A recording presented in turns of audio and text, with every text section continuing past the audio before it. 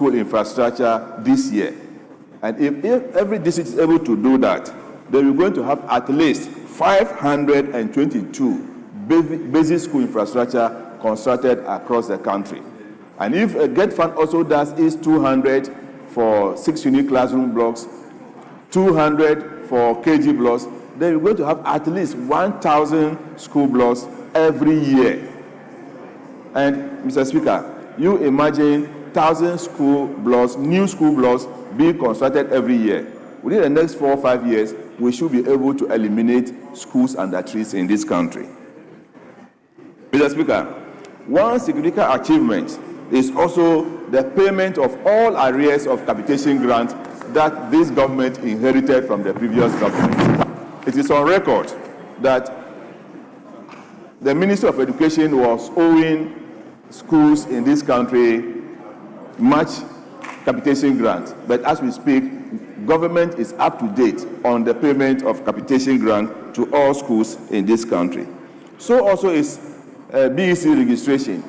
Mr. Speaker, during the last parliament, you will remember that as a member of the Education Committee, we had to speak before funds were released to West African Examinations Council to organize the BEC. There was even a time in 2024 that WAEC was going to postpone the conduct of the BEC. But, Mr. Speaker, but for the intervention of the Education Committee and Parliament, we were able to avert that disaster. So going forward, Mr. Speaker, I can say on authority that government does not owe WAEC on the payment of BEC registration. So also is that of WASE. So also is for the senior high school examination, which we call WASE.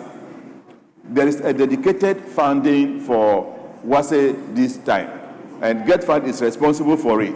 And as we speak, payment has been made for the 2026 WASE. What again do we need? So we want to assure Ghanaians that after education, everything is on course.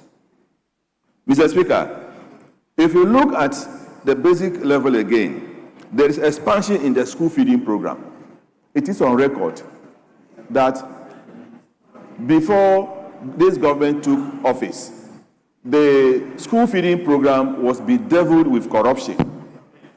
I can say on authority again that, Mr. Speaker, in my constituency, a school which had 120 enrollments, records show that it had 270 students being fed under the school feeding program.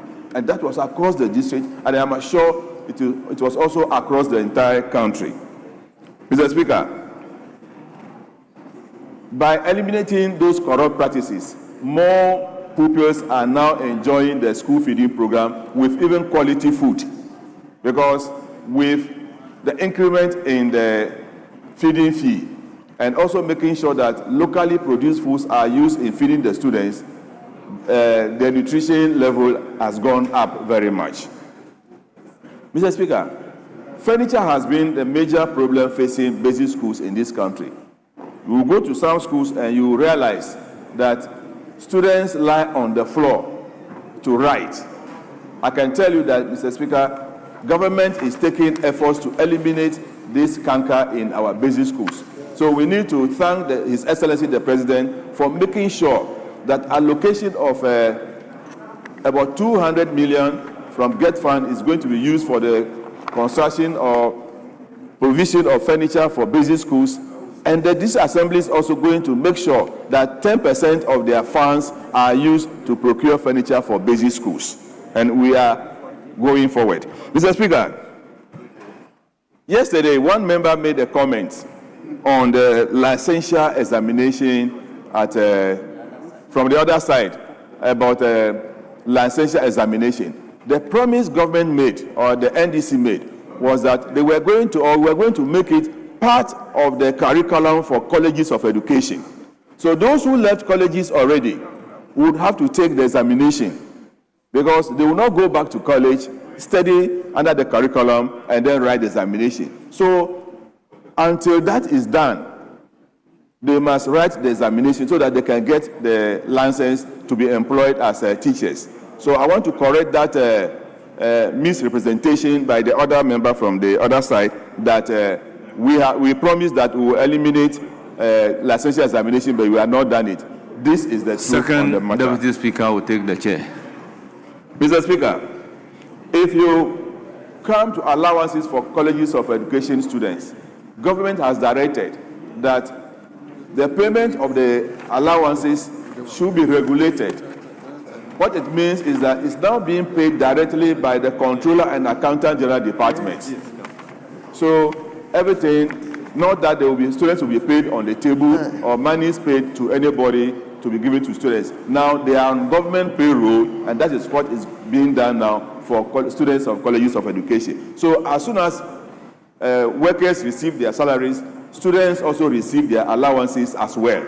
They will not have to wait for 3-4 months, and even the allowances will not come. So the system has changed, and students are receiving their allowances through Controller and Accountant General Department.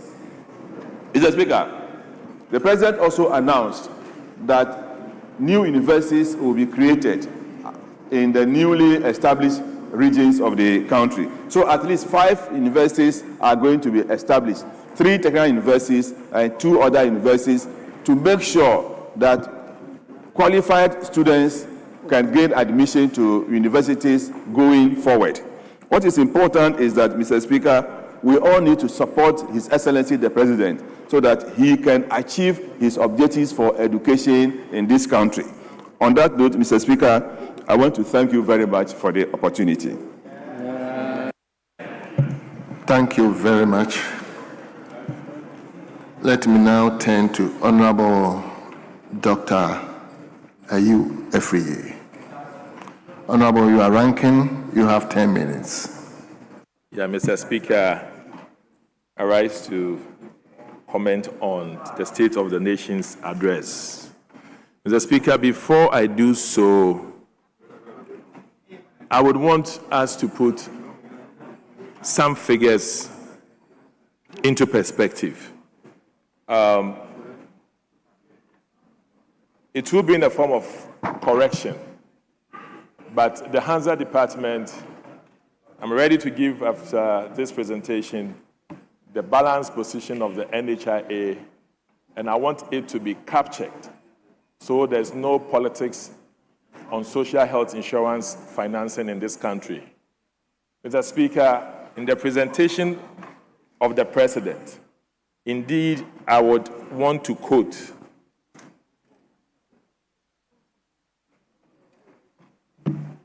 Mr. Speaker, the President stated that, and I quote, claims payments are now timed with facilities no longer waiting more than half a year for payments. Mr. Speaker, there has not been delays in payments, and there is no day that was inherited by the new government since 2025. Mr. Speaker, as of 7 January 2025,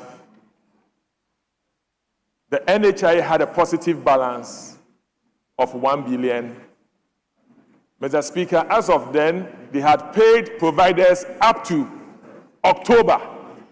Conventionally, Mr. Speaker, providers would wait up to 3 months before claims are paid. Mr. Speaker, as based upon this convention, as of January 7th, all payments of providers in this country, October, has been done. Now, it was for them to submit November, and that would take processing of December, January, and for them to be paid in February. Mr. Speaker, so I don't know why the President made this statement. And it must be put right that as of January 7, there was no delays in provider payments in this country. Again, the NHI inherited a positive balance of 1 billion. And that is what they used to pay claims of November, December, January, and February. Mr. Speaker, payments are roughly about 220 million. So when You calculate payments of 220 million for 4 months. All the payments the NDC did last year for November, December, January, February were monies that they inherited in the positive balance of the NHIA. And I am going to tender in the balanced position of the NHIA as of January 31st, 2025, so that we kill this mischief once and for all. You did not inherit a poor position from the NHIA, and there were no delays in provider payment. Again, Mr. Speaker, another terrible blunder, again, that if it's not corrected, it sends pain to the heart of the many youths who have not been employed, and that of the son and daughter of the cocoa farmer who has not been employed as well. Mr. Speaker, the president again in his statement stated that, and I would want to quote, at the beginning of 2025, 103,000 trained health workers were still awaiting placements, employment, or enrollment on the payroll. Over the past year, 13,500 nurses and midwives, along with hundreds of doctors and pharmacists, were absorbed. Mr. Speaker, these 13,500 recruits were inherited by a clearance that was issued by the MPP government. It was not even 13,500. Mr. Speaker, it was 15,400. Again, I will tender the document for the purpose of this House and for the HANZA department to capture. You inherited a clearance of 15,400, and you decide to put them on the payroll. However, Ghanaians listening to me, I would want you to know that the taxpayer, and of course that of the cocoa farmer, your child was not employed in 2025. Neither did they make any allocation in the budget to employ nurses and allied health workers for 2026, and that is shameful. Mr. Speaker, all the nurses and the pharmacists and the allied workers and medical laboratory technicians who are at home, hear me out. This government did not make a budget for you in 2025, neither have they made a budget for you in 2026. Mr. Speaker, just as the cocoa farmer is struggling, and cocoa farmer for Omaye Mabo, Mr. Speaker, Omaye Mabo. Yeah, Mr. So, me a cocoa farmer, Maya Mabo, to wait, Mr. Speaker. Honorable members, please. Mr. Speaker, to wait. The heckle is too much. I am sensitive on the issues of cocoa farmers. Honorable members. Because, Mr. Speaker, the name AU is a Mampo Equiapim name, which was that of my great-grandfather who commercialized cocoa farming. Before the onset of Cocoa Board, Opeyeyu was the one who was the chairman of the Cocoa Farmers Union of Ghana, who always sent cocoa to England to buy and came to pay. So I am a bona fide, a loyalist, and a protege or a descendant of a great cocoa farmer, Opeyeyu of Mampo Equiapim. Mr. Speaker, I'm not happy the way they are treating cocoa farmers. And the cocoa farmers' children are either not being employed. Many of them are nurses. Mr. Speaker, as I speak, last year, the nurses who were not employed, the new ones, were 20,000.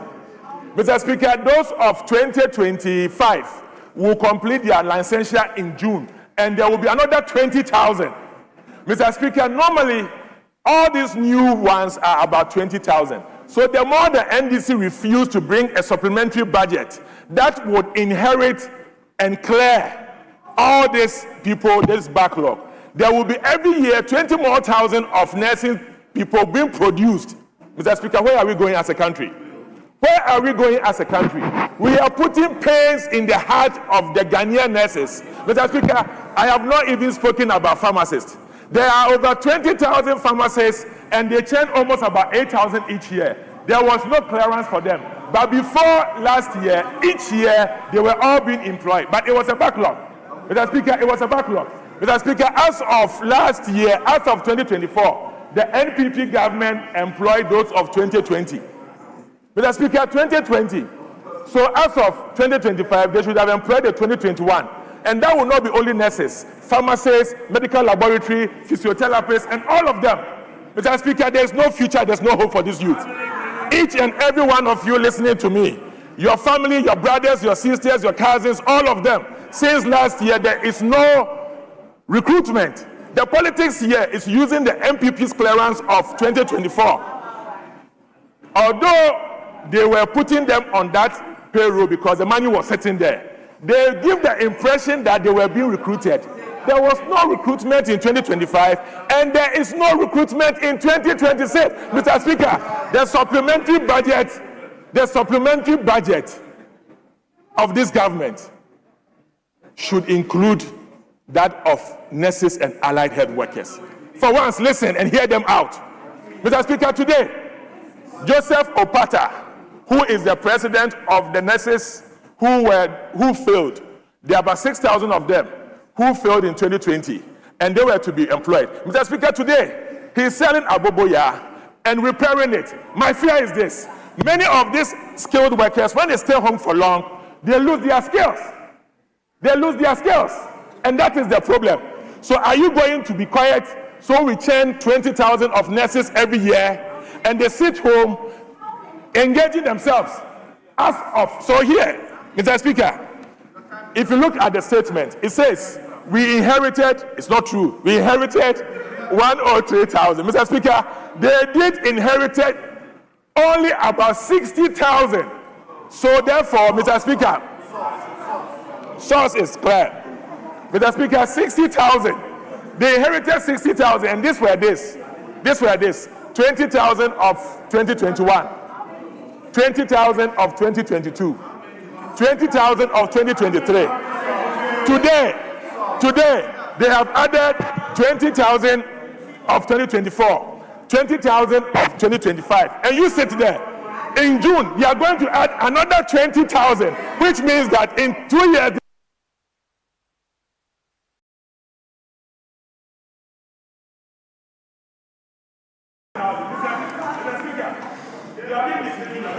Thank you, Dr. Ayu. Thank you, Dr. Ayu. You've been bailed out.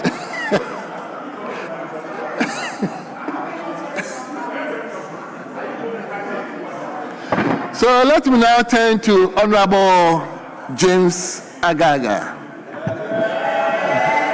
Thank you, Mr. James, Speaker. you are the chairman of a committee, and therefore you have 10 minutes. Thank you, Mr. Speaker. Mr. Speaker, Dr. Ishmael Norman, a renowned security analyst and a disaster management expert, when called upon to assess the performance of President Mahama vis-a-vis the performance of President Akufo-Addo in his last 2 years in government, scored as follows. President Mahama, 7.5 over 10. President Akufo-Addo, 1.2 over 10. Mr. Speaker, Dr. Ishmael Norman,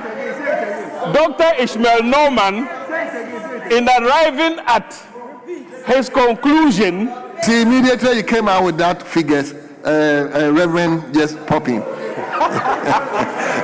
So, Mr. Speaker, 7.5 over 10 versus 1.2 over 10. Those were the scores of Dr. Ishmael Norman. Now, who is Dr. Ishmael Norman? He's neither MPP nor NDC. In fact, if Reverend Intim Fojo had been asked to score President Akufo-Addo, one would say he's MPP and therefore would be biased. Mr. Speaker, in similar light, if you were to ask Agalga to score President Mahama and I scored him, you'd say because I am NDC, I am being biased. But Dr. Ishmael Norman is a professional par excellence, well respected. Those were the scores. So I proceed on the premises of Dr. Ishmael Norman's scores. Mr. Speaker, President Mahama, in his message on the state of the nation, indicated that 3 brand new airports are going to be built. One would be built in Sunyani to serve the former Bono and Ahafu regions. In fact, the current airport is no longer fit for purpose. We can't expand or extend the runway. And so President Mahama has decided that we give those 2 regions a brand new airport. Similarly, the people of Upper West also deserve a brand new airport because the airport there now is not fit for purpose. When aircraft take off, Mr. Speaker, they violate Burkina Faso's airspace. So President Mahama says, let us give them a brand new airport. Mr. Speaker, my own region, when I am traveling to my constituency and land in Tamale, I have to drive for 4 hours before I get to Sandema, the capital of my constituency. President Mahama says, enough of the suffering. We have endured a lot. So the Upper East, for the first time, would also be given a brand new airport. Now, Mr. Speaker, let me talk about security, which is my field. And Mr. Speaker,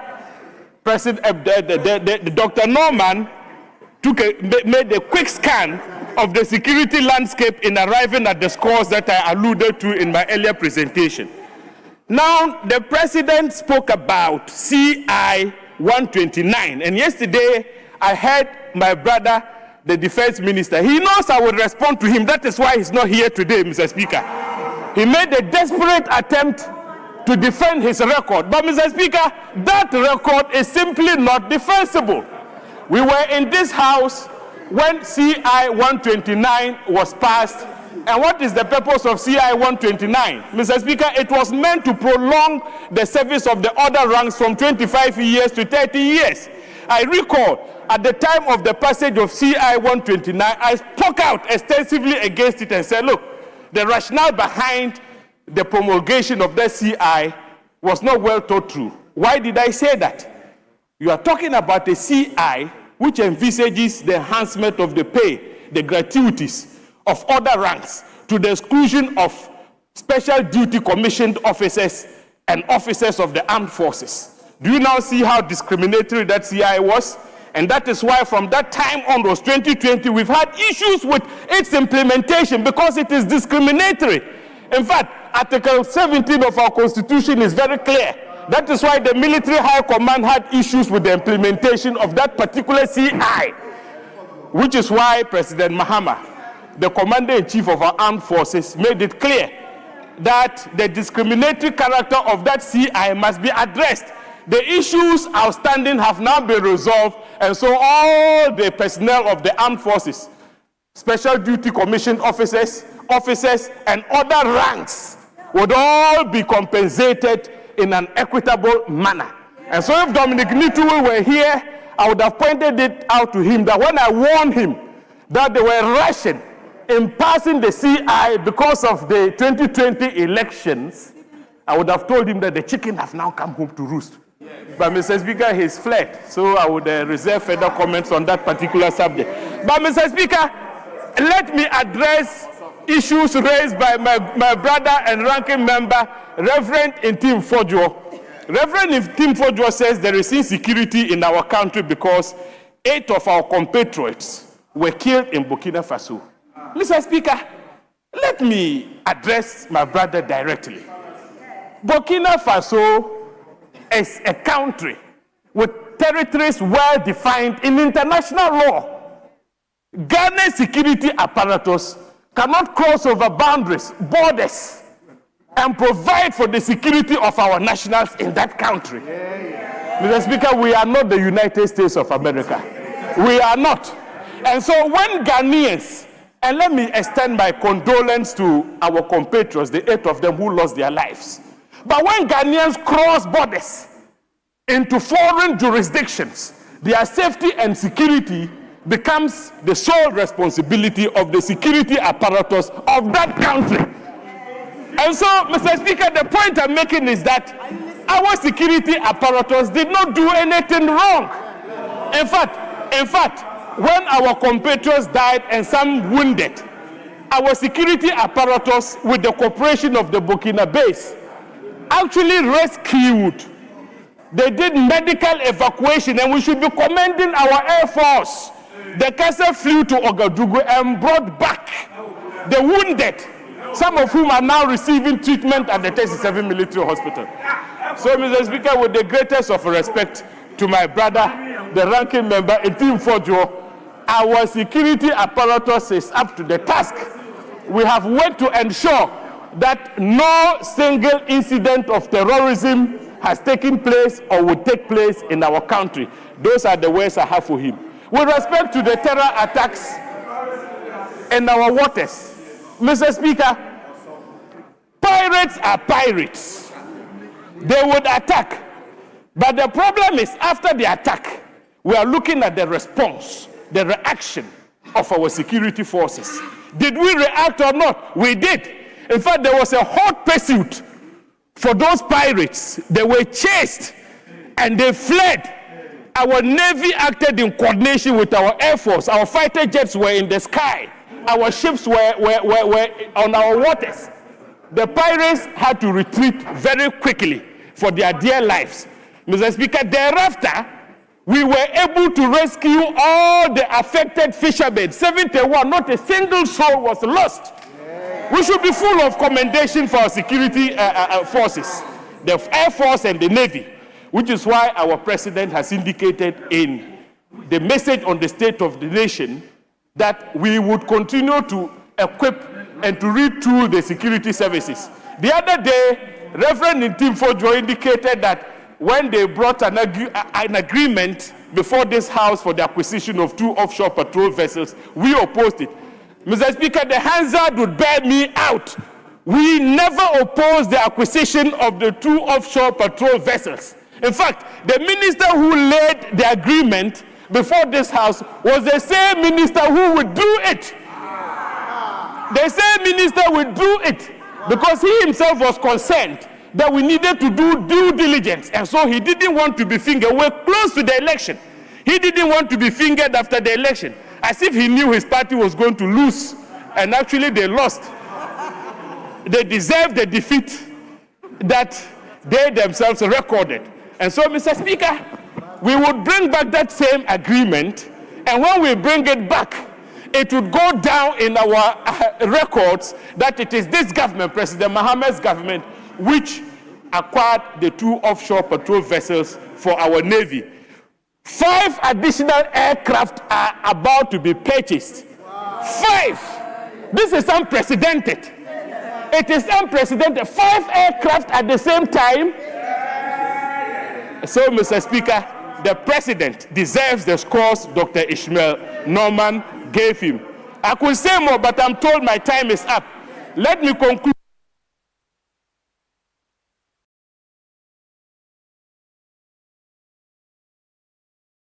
Thank you. Thank you, my friend James.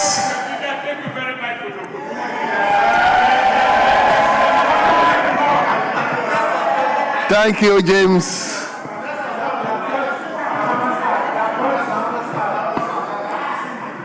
Thank you, James. Honorable members, from James Agaga, the security expert, I would now move to another security expert. Honorable Kofi Amankwamenu. Unfortunately, you will have 5 minutes, not 10 minutes. Who? Thank you very much, Mr. They said Speaker. deputies are 5 minutes. Yes, but I'll add 1 minute to him, so please time him 6 minutes. Thank you very much, Mr. Speaker. Thank you for the opportunity to comment on the State of the Nation address as presented by His Excellency the President. Mr. Speaker, let me begin by congratulating the President for being honest enough to admit to the fact that the fight against Galamsey has become complex. Mr. Speaker, His Excellency the President sometimes speaks as if he's never occupied the office he's occupying today. During his tenure as president for the first time, Galamsey was well alive. What did he do? To the extent that the issue of Galamsey was used as a political campaign tool. We were told that within 3 months, a new NDC government will bring to an end the issue of Galamsey. What do we see today? It is obvious from what is happening that His Excellency the President has thrown his hands into disrepair. Am I right? Into despair. Precisely. Thank you.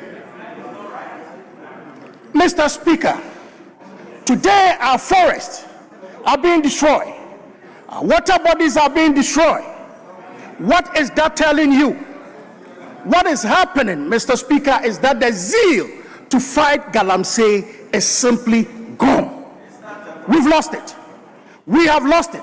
There have been incidents where appointees of the government are deep in the Galamsey issue. Nobody is bringing them to book. Fellow colleagues, let our president know that Ghana is at the brink of perishing, and as a leader, he must care. It is very worrisome. Mr. Speaker, it is very laughable when my colleague and friend, the Honorable Agaga, seek to tell this House that one Dr. Norman has scored 7.5 for His Excellency John Dramani Mahama and 1.5 for Nana Addo Dankwa Akufo-Addo. That alone should tell you where Dr. Norman stands politically. It cannot be said that they said Dr. Norman is neutral. He cannot be neutral. He is not neutral. He is indeed an NDC activist. And our colleague must know. Mr. Speaker, is it not worrisome that for the first time in our history, we can have pirates coming as close as within 30 nautical miles of our waters, approximately 45 kilometers, having a field day to the extent of abducting our compatriots? Is that not worrisome? It is very worrisome. And Mr. Speaker, sometimes I ask, where did we get here? And how did we get here? My colleague alluded to the fact that when a contract was brought to this House, it had to be withdrawn. Mr. Speaker, when the contract was brought to this House, I sat right there. And in fact, at the mere mention of that contract, our colleagues rejected with an emphatic no that we will not buy those equipment. Those are the OPVs. These OPVs have long endurance, stay on sea, and they have firepower. It is wrong and erroneous for my friend to say that pirates are pirates, and so they can strike at any time. Yes, pirates are pirates. They can strike at any time. But it is a responsibility of our leadership to prepare against any eventuality or attack from any pirate. We sat, Mr. Speaker, to the extent that 50 of our fisher folks were abducted. For me, the fear here is that this is going to have a negative impact on our fishing communities. Now, fisher folks, when they have to go to sea, we always have to be looking over their shoulders. Why would they have to do that? Because they don't know, as my colleague said, pirates are pirates, and so they can strike at any time. They are not safe, and so they will be looking over their shoulders for the next pirate to strike. We cannot do that. Mr. Speaker, we have 8 Ghanaians perishing in Burkina Faso, and my colleague is saying that we do not have control over what happens to Ghanaians in a foreign land. Yes, their security will be in the hands of the security agencies of wherever they will be. But Mr. Speaker, this is the first time, the very first time, that Ghanaians transacting business in Burkina have been killed. This is the first time. And I believe that calls for a very proper investigation into why the very first time Ghanaians have been killed. Hitherto, Mr. Speaker, when vehicles bearing Ghanaians' numbers were seen in Burkina, they were treated differently. Why are Ghanaians being treated differently now? Is the question we need to ask ourselves. Mr. Speaker, the issue of corruption It's very worrisome that today His Excellency is telling us that it's going to strengthen the fight against corruption. How can we fight against corruption when we hide behind non-prosecutor? Thank you. How can we do that? Thank you. Thank you, Kofi. Thank you, Kofi. So let me now turn to Honorable Mohammed S. Abdul Khalid.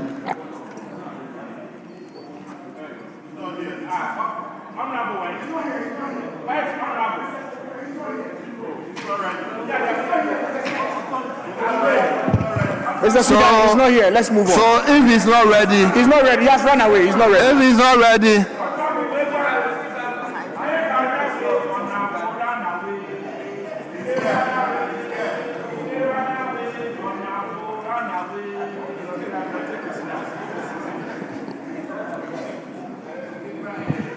Honorable, he wants to take the slot. No. Speaker, so we'll give to Ms. Bao. Ms. Bao is next. So we'll alternate the position in the ranking. Who? Honorable Ms. Bao. Yes. Yes. Is he here? Yes, he's here. Which number? That's number 4. Ms. Bao. Oh, okay. Yes. Okay. Thank you very much. So, Honorable, you have 5 minutes.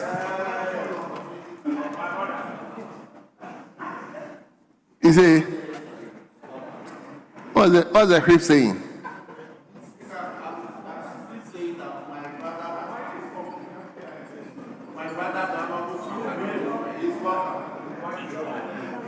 My brother, let me hear you. Thank you, Right Honorable Speaker, for this opportunity to add my voice to the multitude of honorable members who have already expressed their opinions on the State of the Nation address ably delivered by His Excellency John Dramani Mahama. Mr. Speaker, I also want to take this opportunity to commend highly His Excellency the President for such. Mr. Speaker, I also want to take this opportunity to commend highly His Excellency John Dramani Mahama for such an impressive and fact-based address. Indeed, the statement was reassuring, it was inspiring, and again, it gave hope to the ordinary citizen. Mr. Speaker, I want to quote an old saying that says, "An old woman is always uneasy when dry bones are mentioned in a proverb." This reflects the current state of the minority.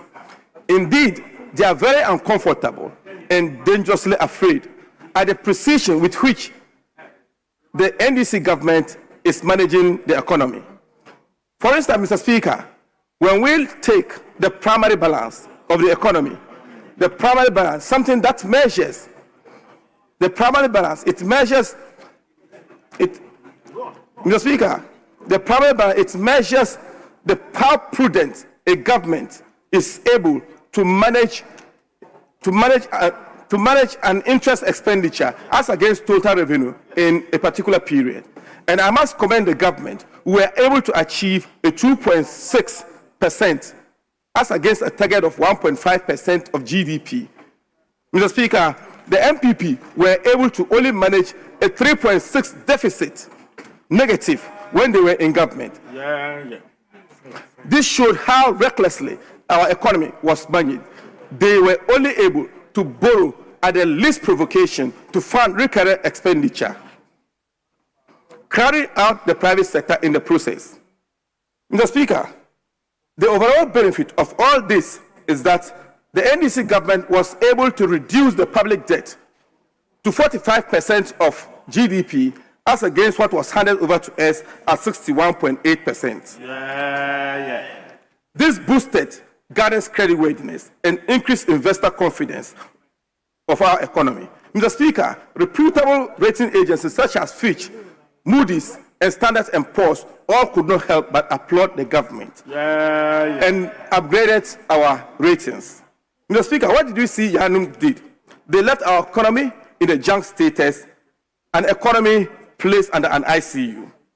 Mr. Speaker, the average Ghanaian, I can now say, walking in the street, has money in his pocket. Why do I say so, Mr. Speaker? The NDC government, for the 1 year that we have been in power, was able to reduce inflation to 3.8% as at close of January 2026, against a 23.8% that was handed to us in December 2024. Mr. Speaker, signaling predictability and stability in prices, allowing the average Ghanaian to be able to plan his affairs at ease or with ease. Mr. Speaker, this is no mean achievement. Indeed, this is the 13th consecutive month that we have seen a decline. It is indeed unprecedented. Excellent. Mr. Speaker, we're in this country when the previous government brought in a wild animal known as PFG, that's Planting for Food and Jobs. What did we see, Mr. Speaker? After sinking in a total of 6 billion into that project, what did we see? Again, the same government spent a colossal $342 million importing only rice into the country in 2023 alone. What did we see? This further aggravated the situation of the economy, and we ended up at that time, the MPP government, with an inflation of 54.1%. Mr. Speaker, it is not surprising that the MPP government, or the MPP, our minority, they've now shifted the goalposts to say that we are not going to chop inflation.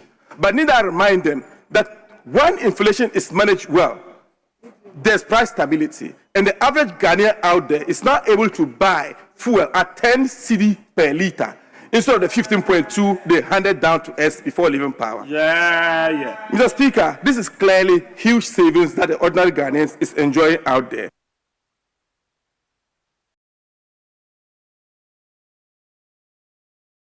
Thank you very much. Thank you. Let me now turn to Honorable John Darko. Honorable John Darko.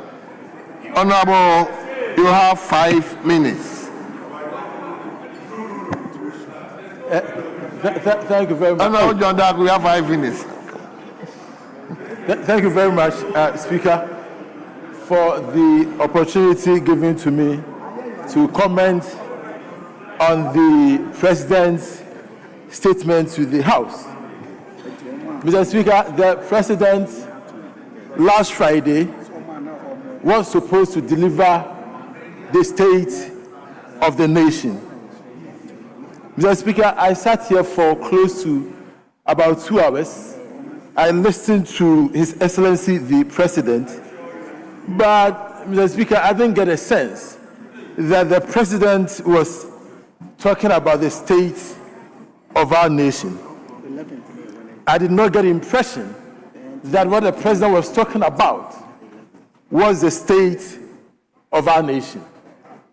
And so in this short period, Mr. Speaker, I'll remind Mr. President what the state of our nation is. Mr. Speaker, one of the issues that is bothering our nation is the issue of Galamsey. Galamsey is illegal mining activity which is ravaging our forests and water bodies.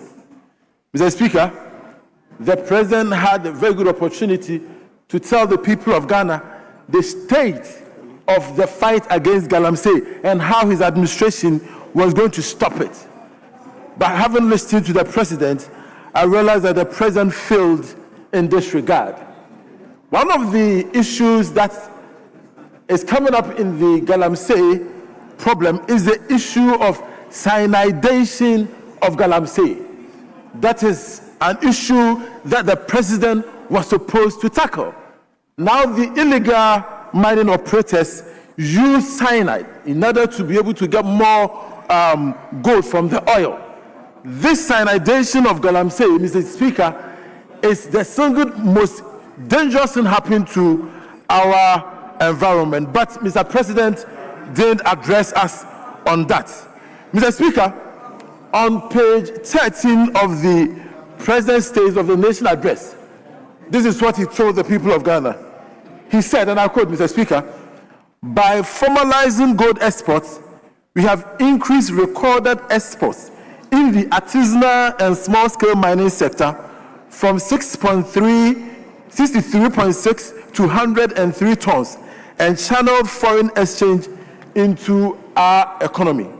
Mr. Speaker, this is the president who is prioritizing illegal mining over the health and the future of the citizens of this country.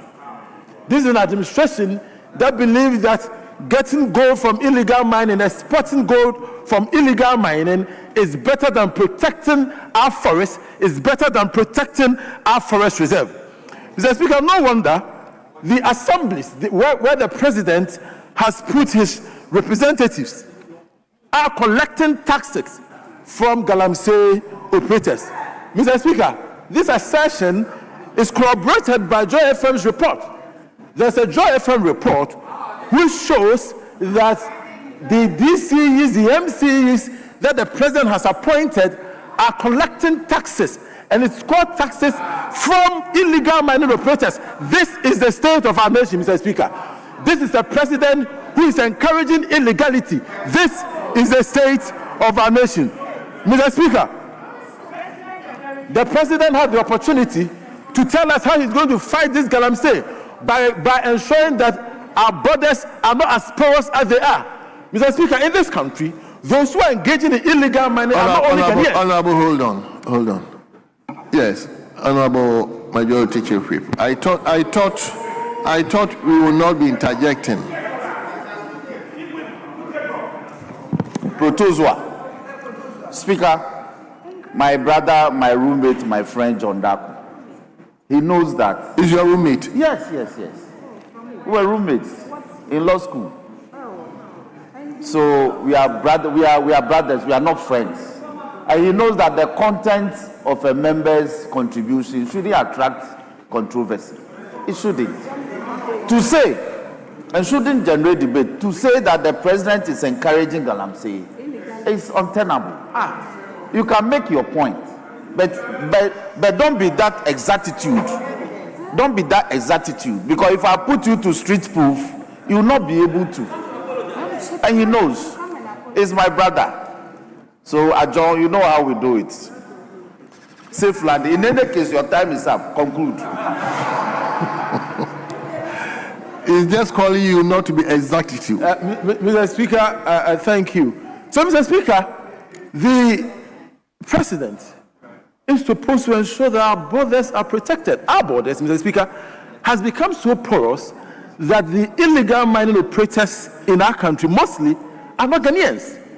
They are either from Burkina Faso or Ivory Coast or Togo. This is the state of our nation, where foreigners are ravaging our forests, where foreigners are destroying our water bodies. This is the state of the nation the president was supposed to tell us.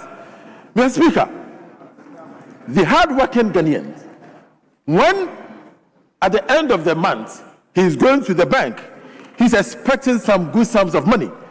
Mr. Speaker,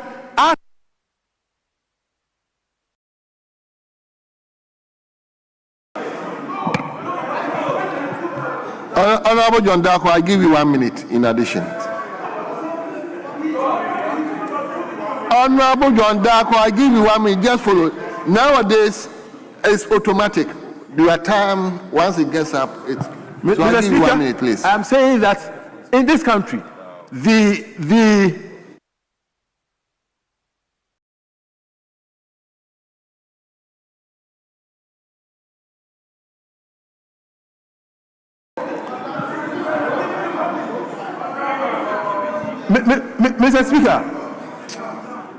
Mr. Speaker, the state of our nation is that the minimum wage, okay, is 21.77 cedis a day. Is the lowest in the sub-region. That is the state of our nation.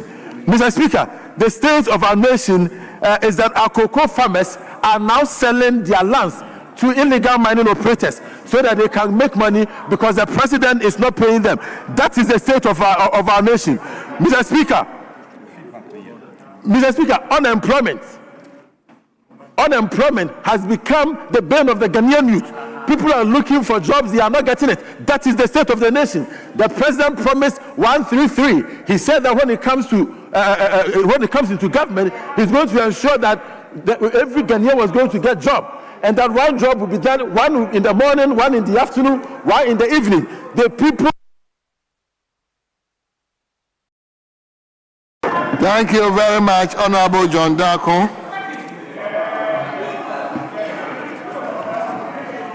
Honorable members, before I call the next debater, indulge me to introduce our guests at the public gallery.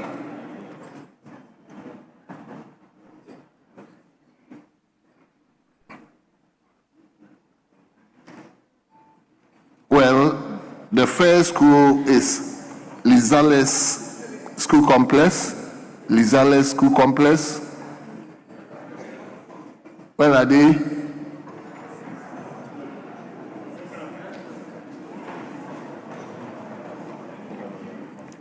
They are being led by Georgina Asante, who is a teacher, and the school is located in the Shai Osudoku constituency. They are 65 in number. The second school is Savior of All Schools. Savior of All Schools. And they are being led by Linda Kwashi, who is the head teacher. And the school is located at Wassa East constituency. Wassa East. Who is the MP?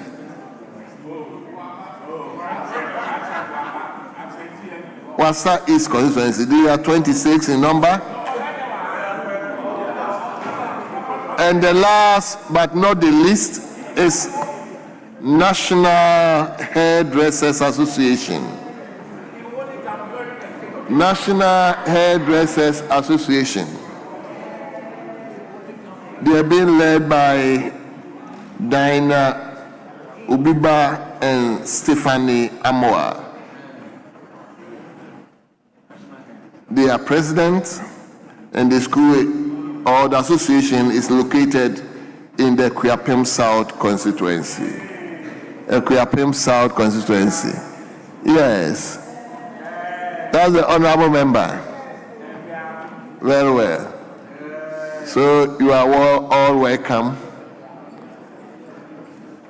And we wish you a pleasant stay in Parliament. Thank you. So we will turn to Honorable Abdul Fattah Al-Hassan. Honorable Abdul Fattah Al-Hassan. Then we will turn to Honorable Richie Jan. Oh, okay, sorry, I didn't see you. Oh, my brother from Yendi. Come again. Yes, I did. In fact, I didn't watch there. I'm sorry. My brother from Yendi. Yes. Thank you. Yes, let my whip announce his presence.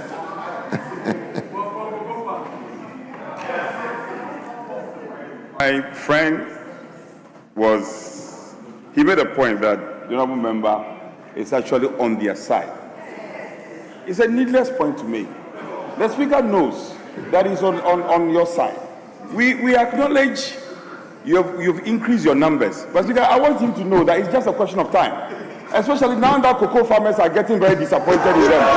It's just a question of time. Speaker, it's just a question of time. It's just a question of time.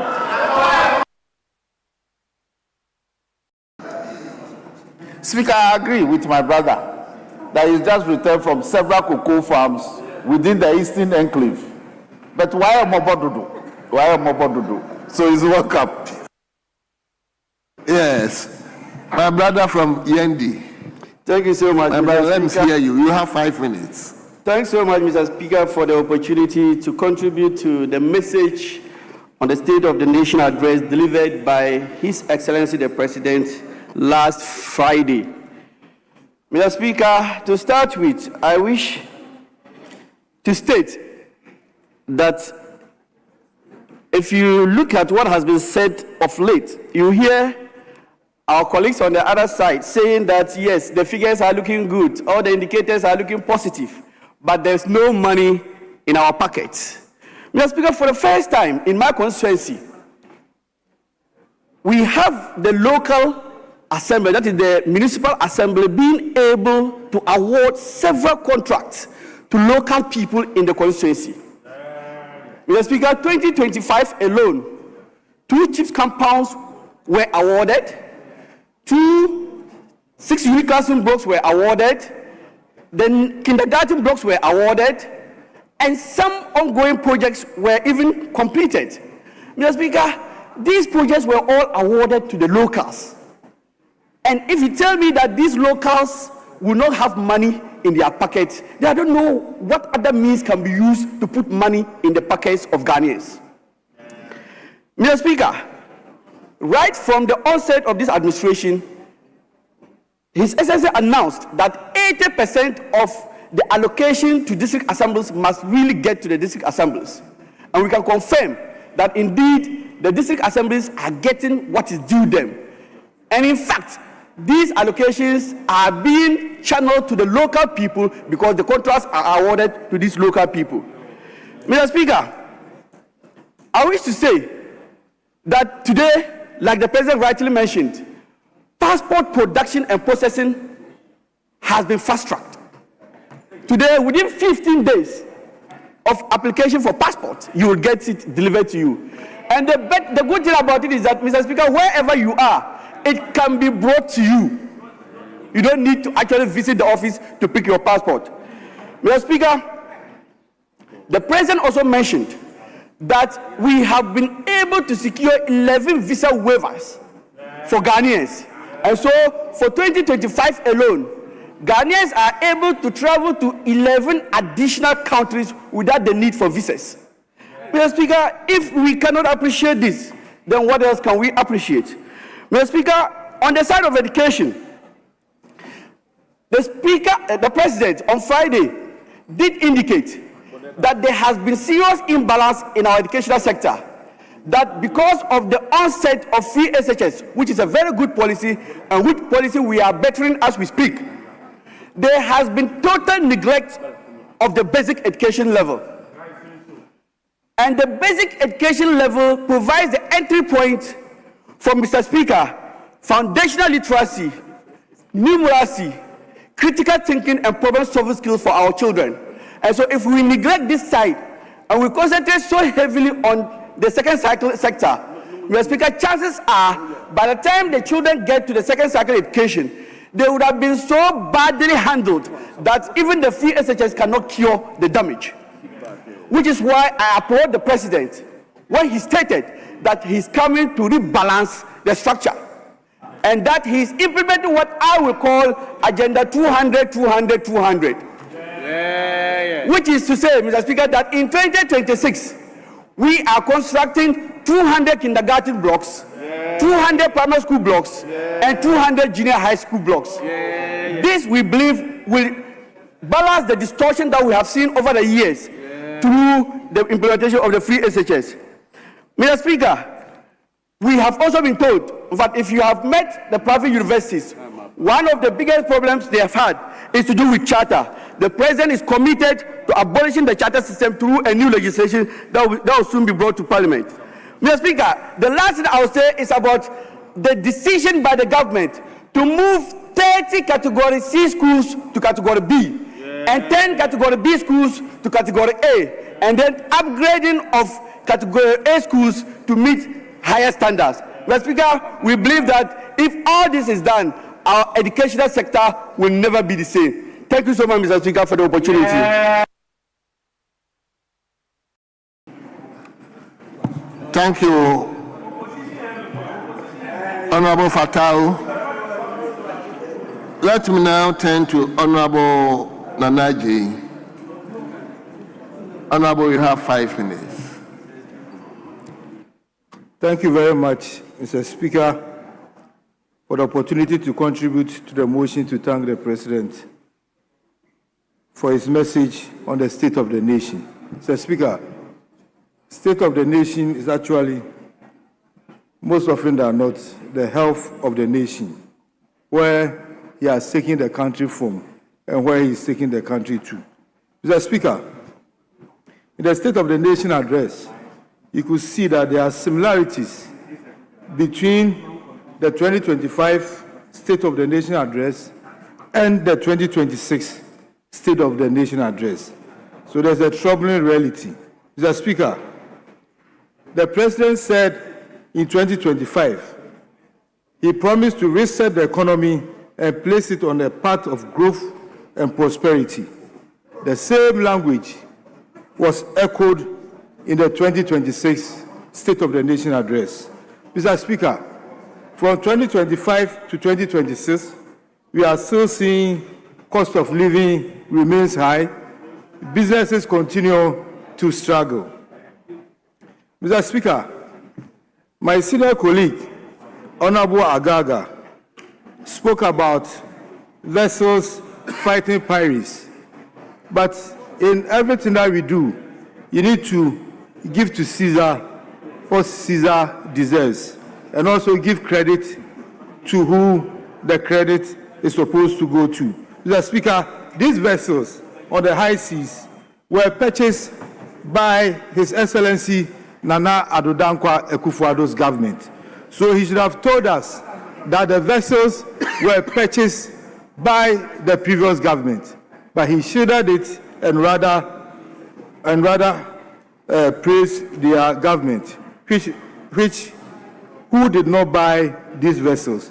Mr. Speaker, this government promised us a 24-hour economy. In the 2025 State of the Nation address, the President said continuous production, increased productivity, massive job creation, a system where one job will support 3 jobs. Mr. Speaker, in 2026, there is no clear national framework, no new industries has emerged, no employment statistics have been provided relating to this promise. No budget line clearly supports this 24-hour economy.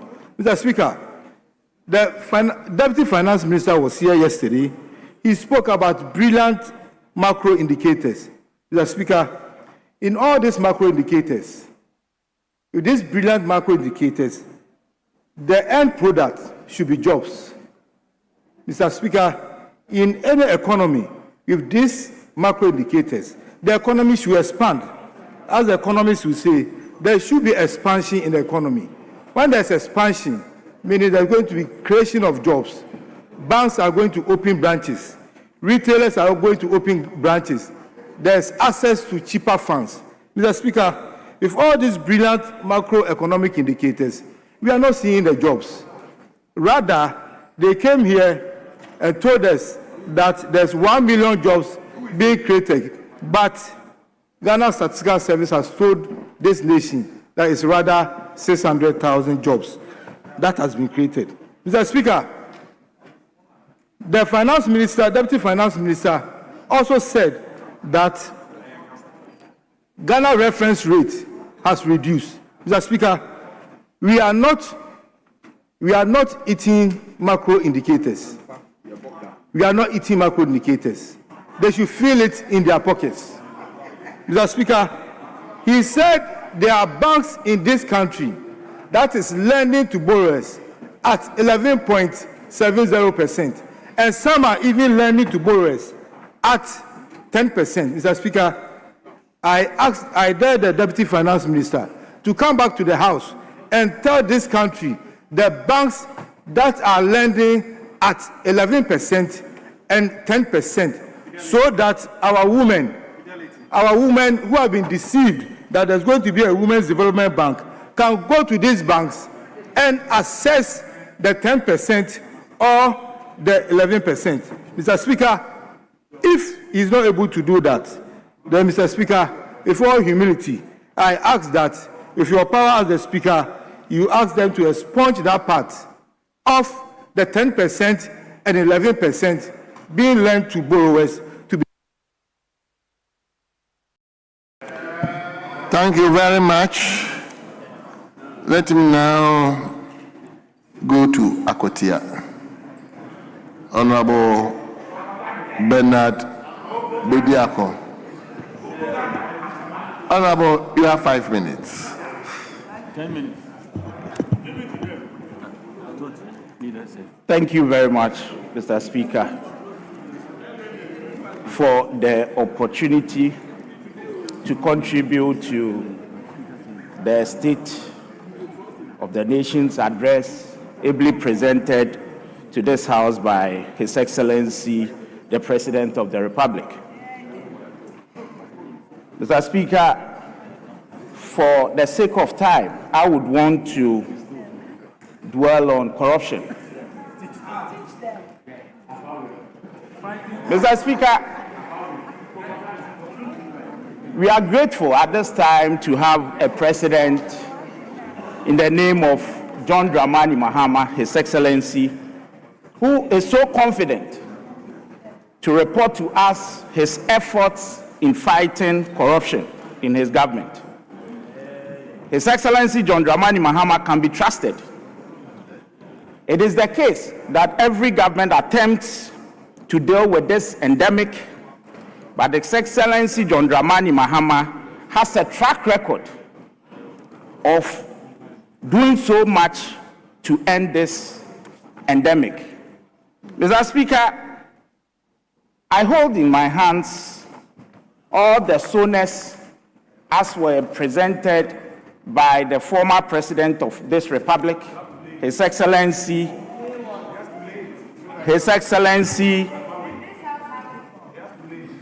Akufo-Addo. Mr. Speaker, it is the case that in most of the sonas that were presented to this House by His Excellency Adodankwa Akufo-Addo, he touched on corruption, but conspicuously missing in his State of the Nation's address presented on the day of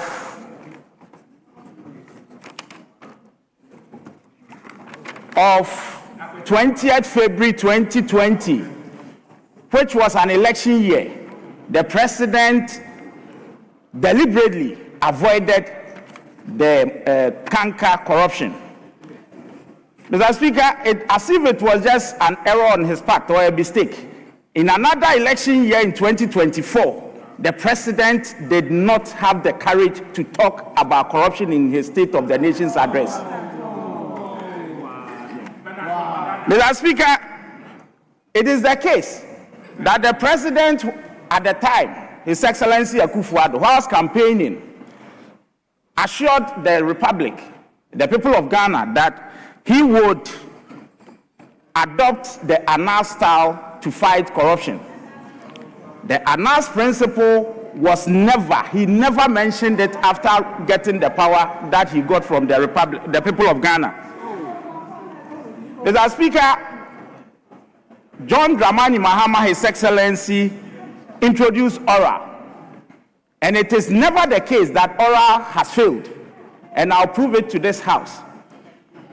ORA has brought about changes that would eventually see to the end of this endemic.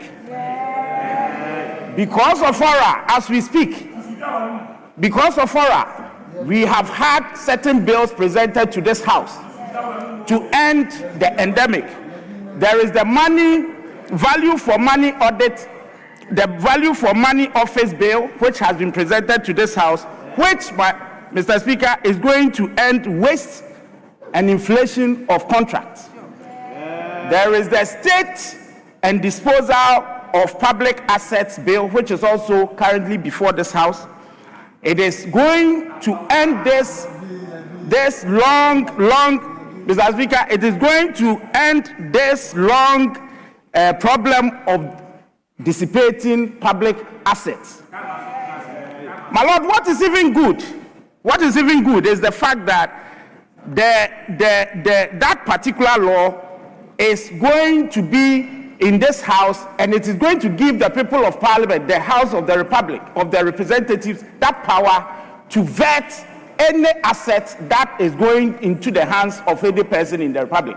In any case, that bill is also seeking to end the long problem of public servants buying state assets. My Lord, Mr. Speaker, in the summer of 2025, the president also stated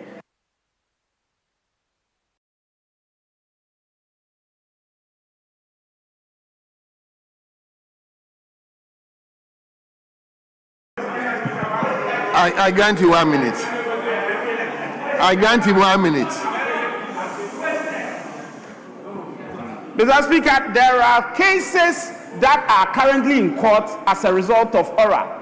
The SkyTrain case is in court. $1 just because somebody was interested in putting out that money. The National Service rot is also in court. We all know what is happening. Mr. Speaker, it is not the case. In conclusion, it is not the case, as the president has said. Every time a case is in court, the people have to be given a hearing. It is not the case that anybody is being persecuted. In the last administration, Mr. Speaker, in the last administration, the Honorable Atto-Forsen's case, the judgment was delivered on the 6th day of June 2024, 8 years after the Akufo-Addo administration assumed office. Even in the Chachuchekata case, the judgment was given on the 18th day of June 2008, 8 years after the government was in power. The Bafuboni case was the case, the judgment was delivered on the 12th day of May 2020, 3.5 years after Akufo-Addo was in power. The Sedinam Tamaklo case, the judgment was delivered on the 16th day of April 2024, 8 years after the government was in power. The wheels of respectfully that for those who are calling for the blood to, those who are calling. Thank you. Thank you. Thank you.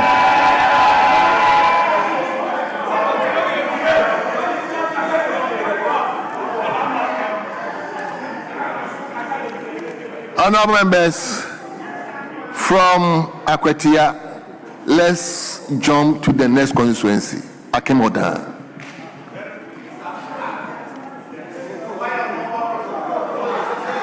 Akwasi, I give you 6 minutes. Mr. Speaker, thank you very much. I thank you for this space, and I want to take this opportunity to wish all Ghanaians a happy independence celebration. Mr. Speaker, a celebration that cocoa farmers cannot be part of, a celebration that cocoa farmers cannot be proud of, because for a country that they have suffered so much to develop, at a point in time, a president says he cannot pay them the worth of their toil. That is the bane of the cocoa farmer. Mr. Speaker, we engage some cocoa farmers in Eastern region, including Akwetia. They are telling us to relay this information to the president, that if the president wants to cut their hair and take off monies from their yields, it has to start from him, the president, and his appointees. Let it start from Jubilee House. Let there be salary cuts from Jubilee House through the ministers. DC is everywhere.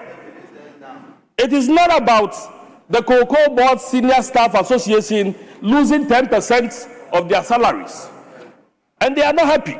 They are complaining, Mr. Speaker. They are complaining.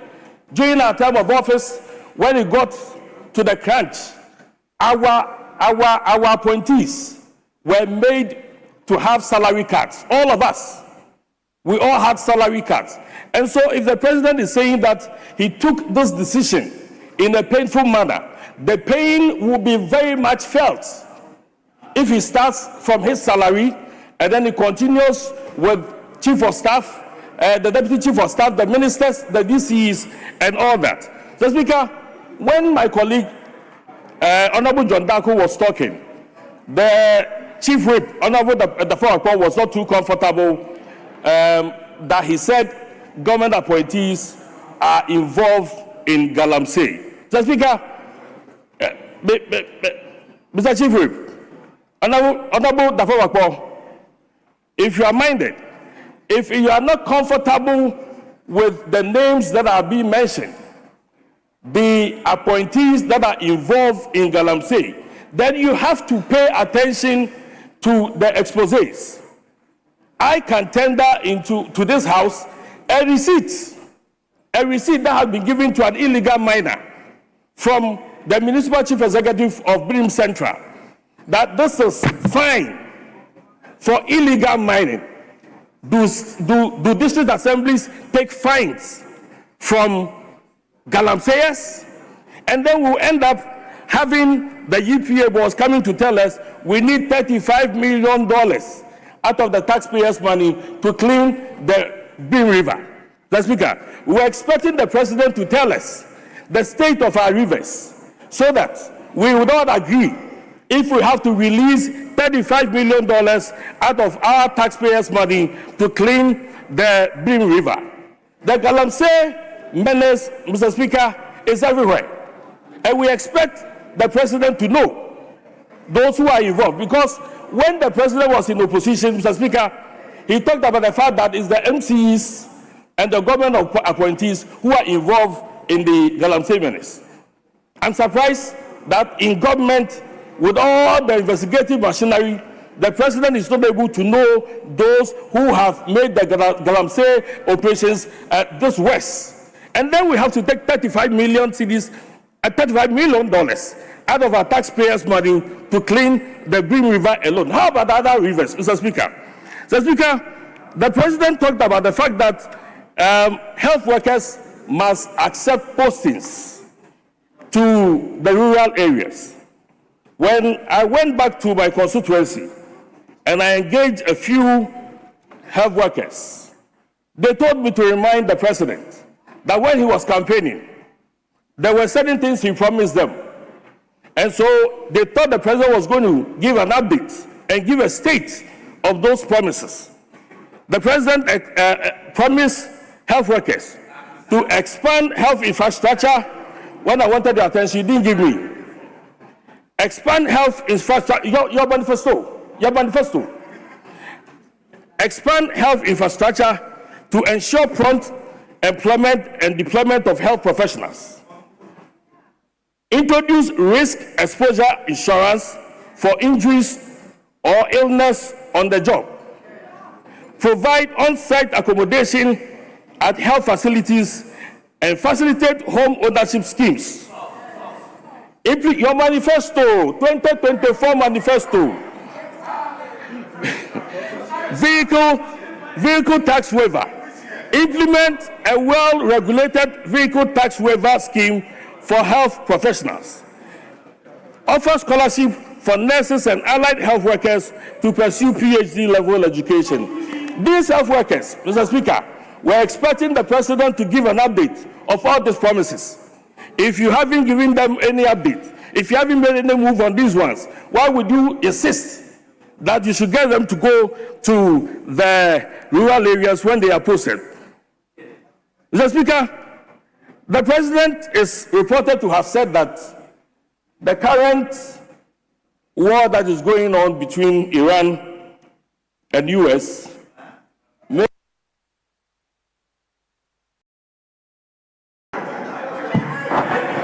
My brother, thank you. Mr. Speaker. Thank you very much. I gave you one more. I gave you 1 minute. I granted you 1 minute. Thank you very much, Mr. Speaker. I was going to say that the President shouldn't be apprehensive because he reported to this House that Thor is working. If Thor is working and Thor is already refining crude, why should we be afraid that the war is going to affect our energy situation? Thank you. Thank you so much.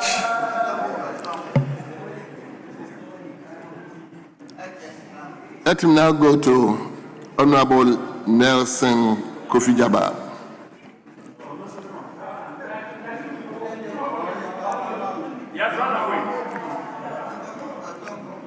Are you Nelson? No. Is that can hear? Yes. Let's hear you, my brother. You have 5 minutes. Mr. Speaker, thank you very much for the opportunity for me to contribute to the statement, the State of the Nation address, powerfully delivered by the President of the Republic of Ghana, His Excellency John Dramani Mahama, on the 27th of February 2026.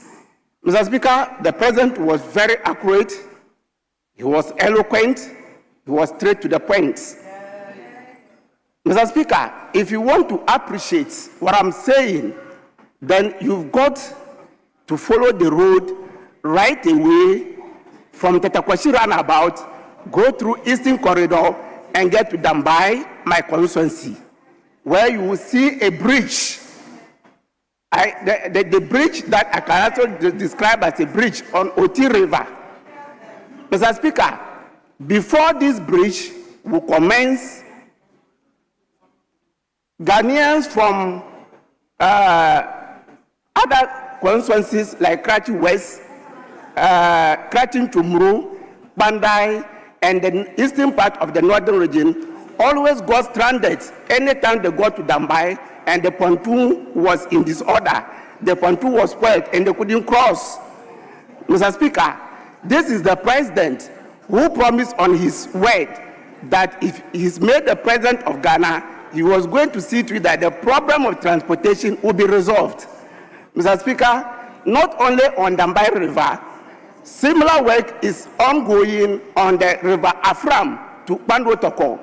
Work is ongoing on other places all over Ghana. This is true to the west of Ejumara, His Excellency John Dramani Mahama.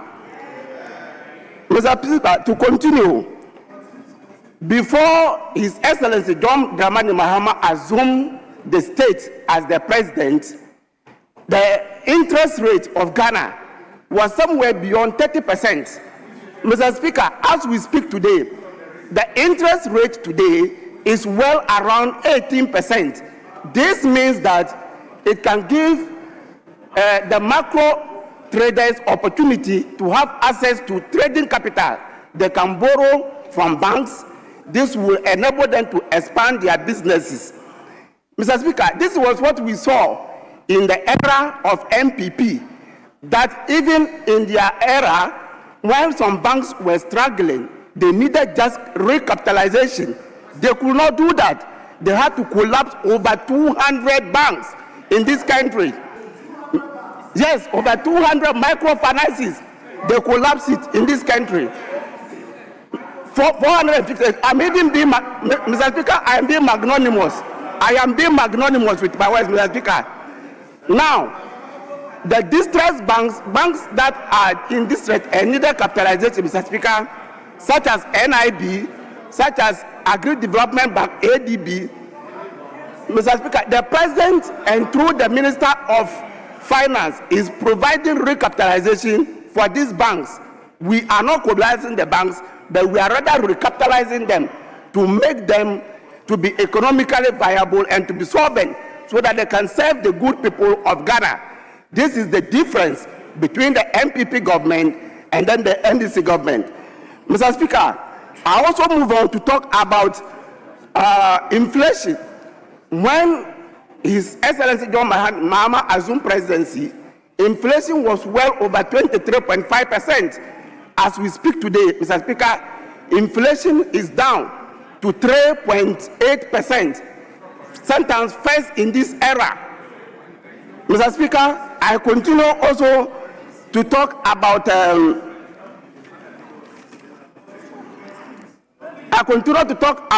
corruption. I want to talk about corruption. It is said that, Mr. Speaker, if you want to come to corruption, come with clean hands. The President was assertive, he was brave, he was courageous when he was commenting on corruption. Why? Is because he is clean. Why? Is because he is a man who is up to task when it comes to corruption.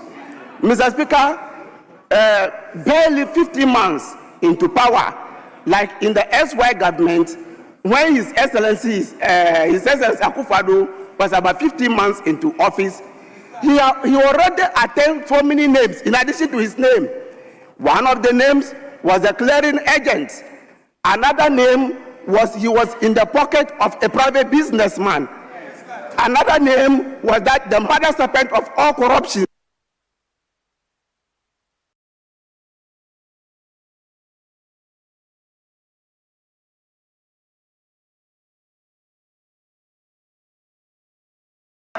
Thank you. Thank you, Honorable Nelson Kofi Jabab. So it is now the turn of Honorable Kojo Oponkroma. Honorable, you are ranking of the Committee on Economy. You are therefore allocated 10 minutes. Mr. Speaker, thank you for the opportunity to contribute to the motion currently before the House. Mr. Speaker, we on this side have just returned from a tour of farming communities, agro-processing sites, and engagements with the middle class of this country. And we regret to inform our colleagues on the other side that as we listen to you paint a very glossy picture of the state of the nation, we observe that there is a wide gap between your state of the nation and the lived experience of millions of our compatriots in the country. Mr. Speaker, this is happening. This wide gap, this wide dichotomy is because our friends who are in government are sitting here in Accra and are generating their own data. They are reading that data. They are believing that data. And they are telling the people on the ground that that is the reality on the ground. And Mr. Speaker, we are disappointed but not surprised. We are disappointed because for a party that claims that they support the grassroots of this country, it's surprising that in 1 year, in fact, it's disappointing rather, that in 1 year, they have forgotten about the realities on the ground and are sitting here quoting 70%, 20%, 30%, 40%. Just 1 year. But we are not surprised, Mr. Speaker, because as we had mentioned in 2024, a lot of the things that they were complaining about, they were just trying to capitalize on the genuine pain of the Ghanaian people. It's not that they had any honest answers to some of those issues. It's because we've heard them arguing in the last few days that the state of the nation is good and the state of the nation has improved. I want to respectfully submit to my colleagues that an improved state of the nation does not lie in the government statistics that you are repeating over and over. Honorable Member, an improved state of the nation should be identifiable in the lived experiences of people on the ground. For us, on the Committee on the Economy and Development, we are looking at three things: agri, industry, services. If you want to determine the true state of the nation, check the state of agriculture. As I mentioned, Mr. Speaker, we've just come back from the farms and the agro-processing sites. Talk to the rice farmers today. Rice farmers have borrowed money, cultivated rice, milled the rice, and have thousands of bags stored up in barns. Cannot find buyers because there is very little liquidity in town. Mr. Speaker, maize farmers, if you go to the north, maize farmers are complaining that they have cultivated maize. There are a lot of northern MPs who are here. If you stop reciting the numbers they've given you to recite in the chamber and you get on the ground, your maize farmers will tell you that they have borrowed money, they have cultivated maize, They have harvested the maize, it's stored in their barns, and they cannot get buyers. They cannot get buyers to buy because there's very little liquidity in town. Mr. Speaker, the cashew farmers in the Bono and Ahafo areas, are complaining that the prices that are being offered them and the liquidity that is not available is putting them in peril. And as for cocoa farmers, I think we've spoken enough about them. On our tour recently, it's not just the farmers. The purchasing clerks are losing a lot of money. Now we are finding people who have invested in cocoa farms who are saying that they are contemplating selling their farms to illegal miners because they think they'll make more value from there. Yam farmers, Mr. Speaker, are complaining up north. So if somebody says that the state of the nation has improved, he should check the state of the farmers. A nation in which the state of its farmers is getting worse cannot be a nation whose state has improved. Mr. Speaker, look at manufacturers. The question to ask is whether or not the Ghanaian manufacturer today is better off than he was in 2024. If you speak to the manufacturers, you will find out that, for example, utility, including electricity bills, have gone up over about 28%. The cost of their locally produced raw materials, which they need for their production, is becoming unbearable for them in many instances. Mr. Speaker, if the Ghanaian manufacturer is worse off today than he was last year, the state of manufacturing cannot be better than it was last year. The state of the nation cannot be said to be better. Service providers, if our colleagues want to check, they should speak to the hairdressers. They should speak to the welders. They should speak to those who operate cold stores. They should speak to those who are doing computer coding. And they will tell you that they are worse off because today, among other things, even the cost of electricity is putting them out of business. So you can be here in the chamber and recite these numbers, that the state of the nation is better. The lived experience of the people on the ground is what the majority are looking out for. But Mr. Speaker, as I mentioned, we are not surprised because our colleagues have fixated on some things. For example, one of the things they are fixated on is trying to ace the inflation number. And so, as they have mentioned, my colleague tried to quote the number. He said it's 3.8. Let me respectfully remind him that just yesterday, they announced a new figure, 3.3. And we have argued that the method they are using, they can even get to zero very soon. But you see, what the people are measuring out there is cost of living. I've been on this side before defending inflation numbers. I'm telling you, take it from me, that what the people are measuring is cost of living. If what you are doing is heavily sterilizing about 62 billion Ghana cedis in the year 2025, and you are continuing with it, I'm telling you that inflation can even come down to zero with the method that you are using. But when people go out there and they are looking for an opportunity to even sell their goods, they will tell you that there's limited currency in circulation, there's very little money to generate demand. And Mr. Speaker, the sterilization they are doing is costing the Bank of Ghana so much that already the Bank of Ghana is beginning to prepare the grounds about the cost of their open market operations and how it's affecting their books.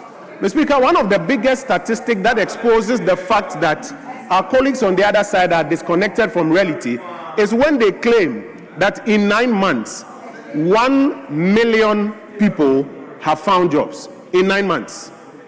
I am sure that even the government statistician himself doesn't believe it. For our colleagues who are here, they themselves know that it is not true that 1 million youth have found jobs in 9 months. If it is true, why are the young people in your constituencies chasing you? Where are the jobs?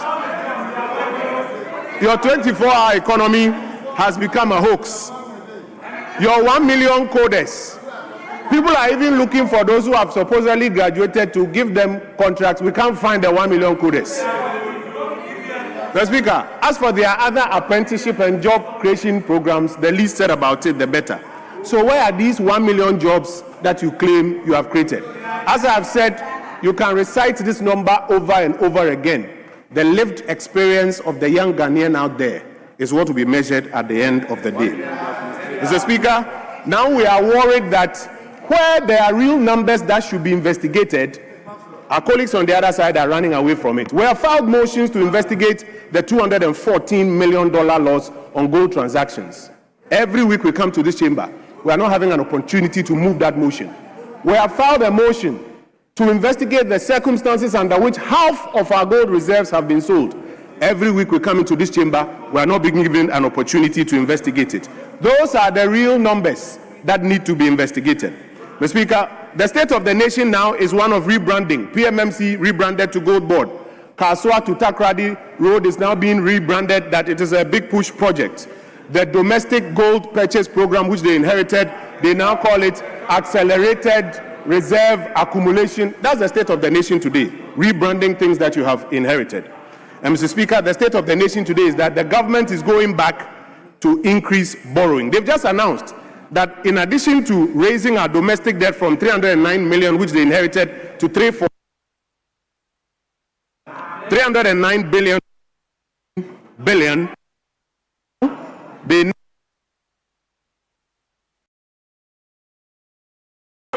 Thank you so much.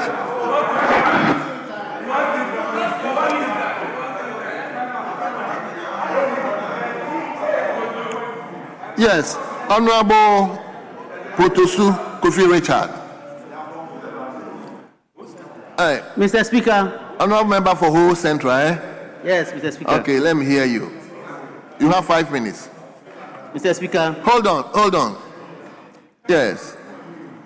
Speaker, let me pray you that we take one more in addition to the listed or the advertised names.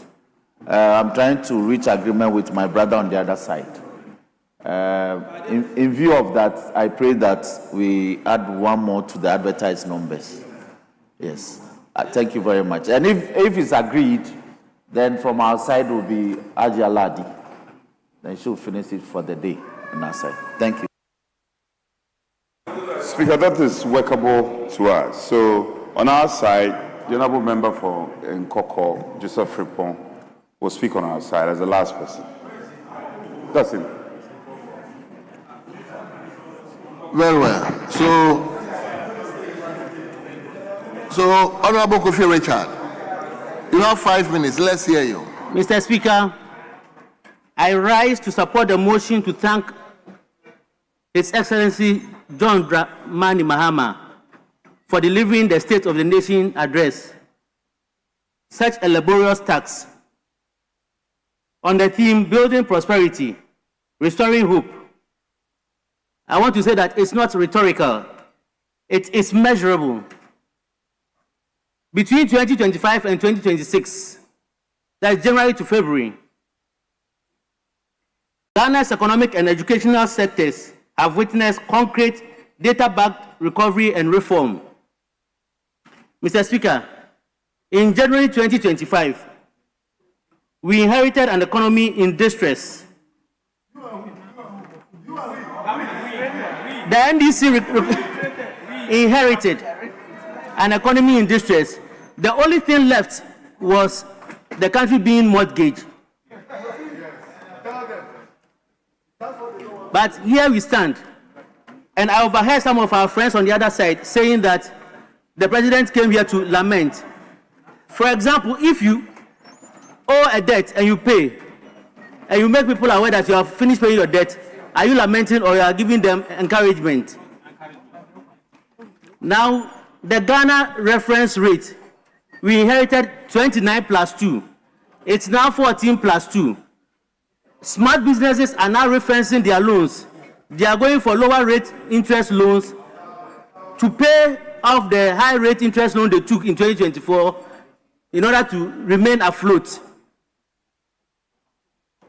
The Ghana cedi has appreciated over time, 40.7% against the US dollar, 30.9% against the pound, and 24% against the euro. Mr. Speaker, I want to say that the 24-hour economy that we passed in this House is not just a talk. It's a reality, and it's procedural. Very soon we shall see the fruit of the 24 hours, and we shall applaud the president, because it's not anything that we can just put down and say this is 24 hours. It's an integral part of our economy, so we shall all see it very soon. Mr. Speaker, in the education sector, we are investing in human capital. Education remains the backbone of sustainable economic and transformation. And since 2025, we have witnessed this in this chamber. Hitherto, Mr. Speaker, myself and the Gen Zs, we thought that in governing the country, it's all about going to borrow. But now the dynamics have changed. We have a creative president who has made us aware that it's not the borrowing that matters, but it's how well and how prudent you manage the economy, and that's what we are witnessing now.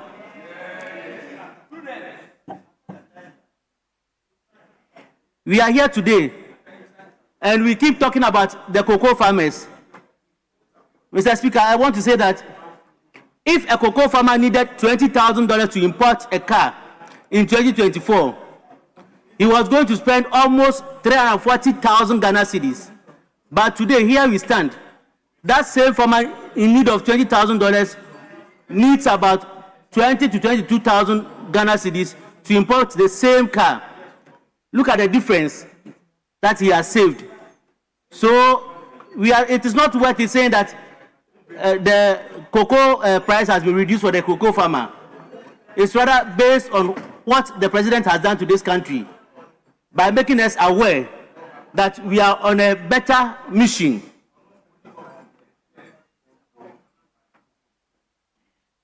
Mr. Speaker, the president made us aware that he has moved from the Old Testament, that is Lamentation, to the New Testament, that is Acts of the Apostles. He is acting now. So he says we are on the runway, ready to take off. So let's all put on our belts so that we don't fall from our seats. Thank you, Mr. Speaker, for this opportunity. Thank you very much, Honorable Kofi Richards. So now let me turn to Honorable Frechi. Honorable, you have 5 minutes. Oh, no, I'm a chair. 10 minutes. Honorable Member, you have 5 minutes. Mr. Speaker, respectfully, I'm a chairperson of a committee. Chairperson of? 10 minutes. No, hold on. You are chairperson of which committee? Chieftaincy, Culture and Religious Affairs.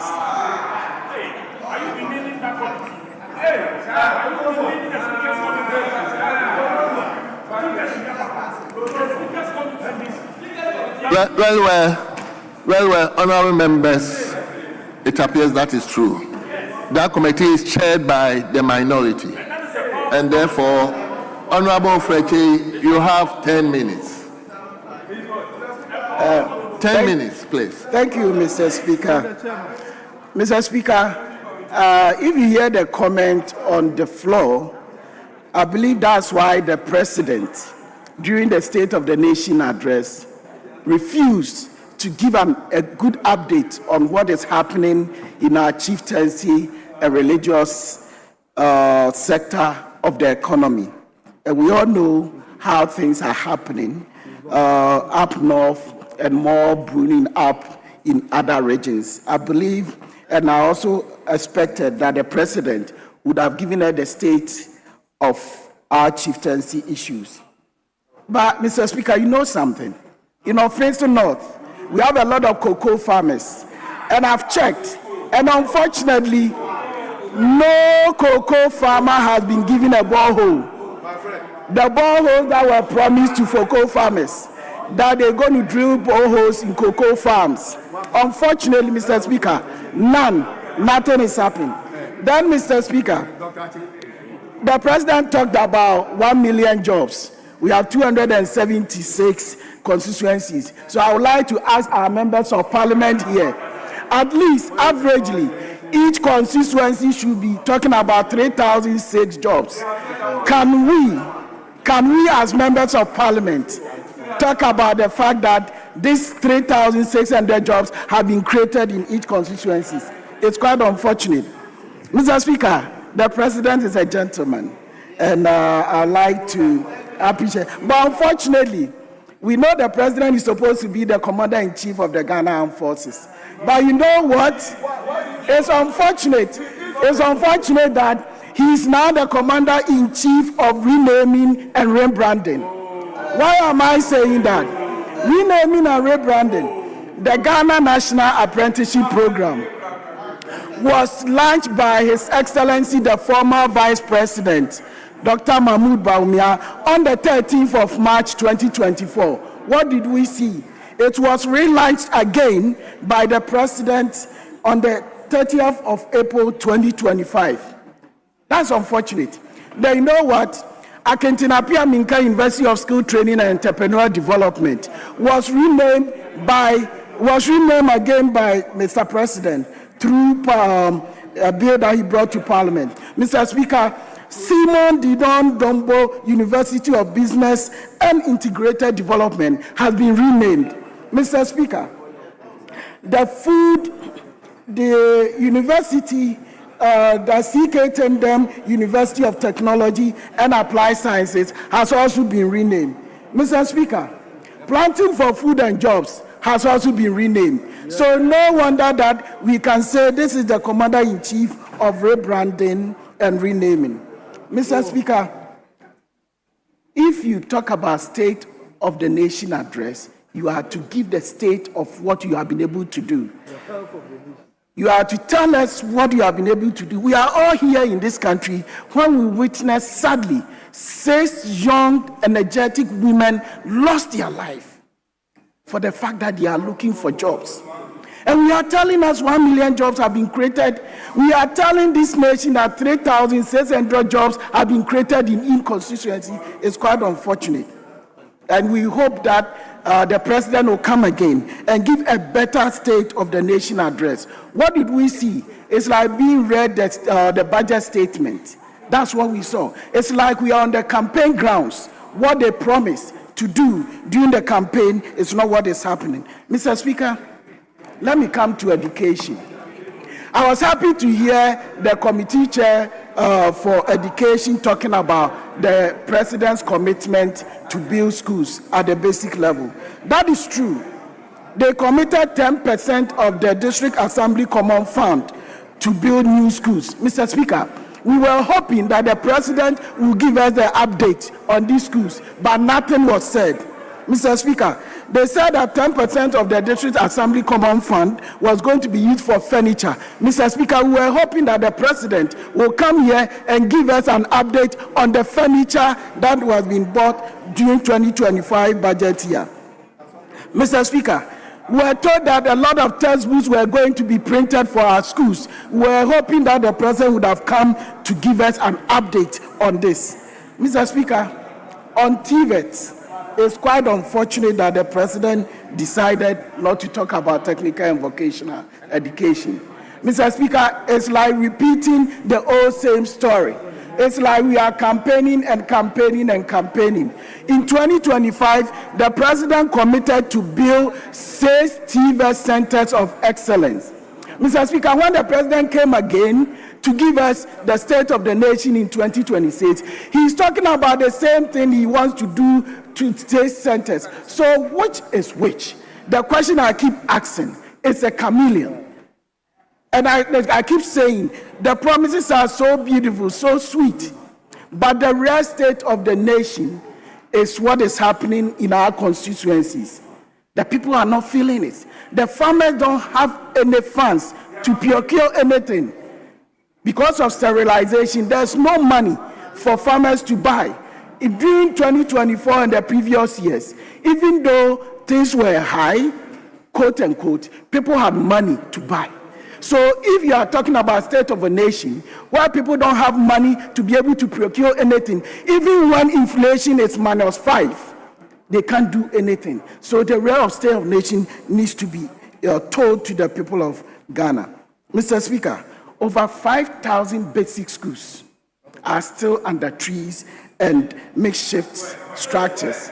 Over 5,000, and you are aware, in your constituency, Mr. Speaker, in our constituencies, we know, and due to the good measures of Akufo-Addo and Bawumia, we were able to implement free secondary education. Mr. Speaker, because of the boldness of Akufo-Addo and Bawumia, we were able to implement free secondary education. Because of that, enrollment at our secondary schools have improved. Mr. Speaker, at this time, we were hoping that the president would have committed more money and also giving same to improve on infrastructure, but up to 70%, because of the good work that was done by Bawumia and Akufo-Addo, demand has improved and demand has gone up. So we were supposed to commit more funds to improve on infrastructure in our second cycle school. Unfortunately, the president refused to give us an update on that. Mr. Speaker, as we are talking now, 30,000 of our basic schools are in need of teachers. In fact, we are having a deficit of a minimum of 30,000 teachers. Mr. Speaker, the president promised in 2025 to recruit 50,000 teachers and 10,000 non-teaching staff. Mr. Speaker, he listened to the president for 2 hours in this chamber, but nothing was said about teacher recruitment in 2025. So we want the Mr. President to come and tell us what did he do regarding teacher recruitment. If the member of parliament responsible for Tatale Sanguli district is here, Mr. Speaker, 20% of the primary schools are staffed by a single teacher. If you go to a primary school, it's staffed by a single teacher. We were hoping that the president, who said he was resetting Ghana, would have talked about what is the teacher situation in our schools. Now the people-teacher ratio now exceed 1 to 40 people. What was the president's promise to Ghanaians? That he promised that right after teacher training colleges, you are going to go straight into teaching. You are going to employ directly. But unfortunately, the 6,005 that Akufo-Addo Bawumia even employed, unfortunately, nothing has been said about them. And nothing was done about them. So, not mentioning anything about teacher situation, Mr. Speaker, is unacceptable. It's completely unacceptable. And we want Mr. President to come back, because you are talking about the human capital of this nation. And if we don't build the basic education, we cannot build. So we need the commitment to hire the 50,000 teachers. Mr. President refused to say something about it, and we were hoping that Mr. President will not just be commander-in-chief of renaming and rebranding, but will be commander-in-chief of ensuring that our classrooms have teachers, our classrooms have infrastructures, our classrooms have the textbooks to be able to support the education in this country. Mr. Speaker, I thank you. Thank you very much, Honorable Fred Ching. So now, upon the admission of the application, I will call Honorable Hajia Ladi. Hajia, are you? Is Hajia chairperson? I'm ranking, Hajia, you have. And that is my chairman who just. Oh, okay. Then you have 10 minutes. Thank you, Mr. Speaker. Mr. Speaker, I rise to comment on the statement on the state of the nation that was presented to this House by His Excellency John Dramani Mahama. Mr. Speaker, the state of the nation is supposed to spell out the reality on the ground about what is happening in the nation. And that was exactly what His Excellency John Dramani Mahama did. Mr. Speaker, yesterday it was very interesting when I listened to some of my colleagues talking about transportation and going to the extent of saying that we have many people being stuck along the road and they don't have means of transport to go home. And interestingly, this was coming from our colleagues at the opposite side. I want to remind them that if there are people to blame or there is a government to blame, then it is the immediate past government that is to blame. Mr. Speaker, interesting enough, they have forgotten that in the name of improving transportation, they came to this house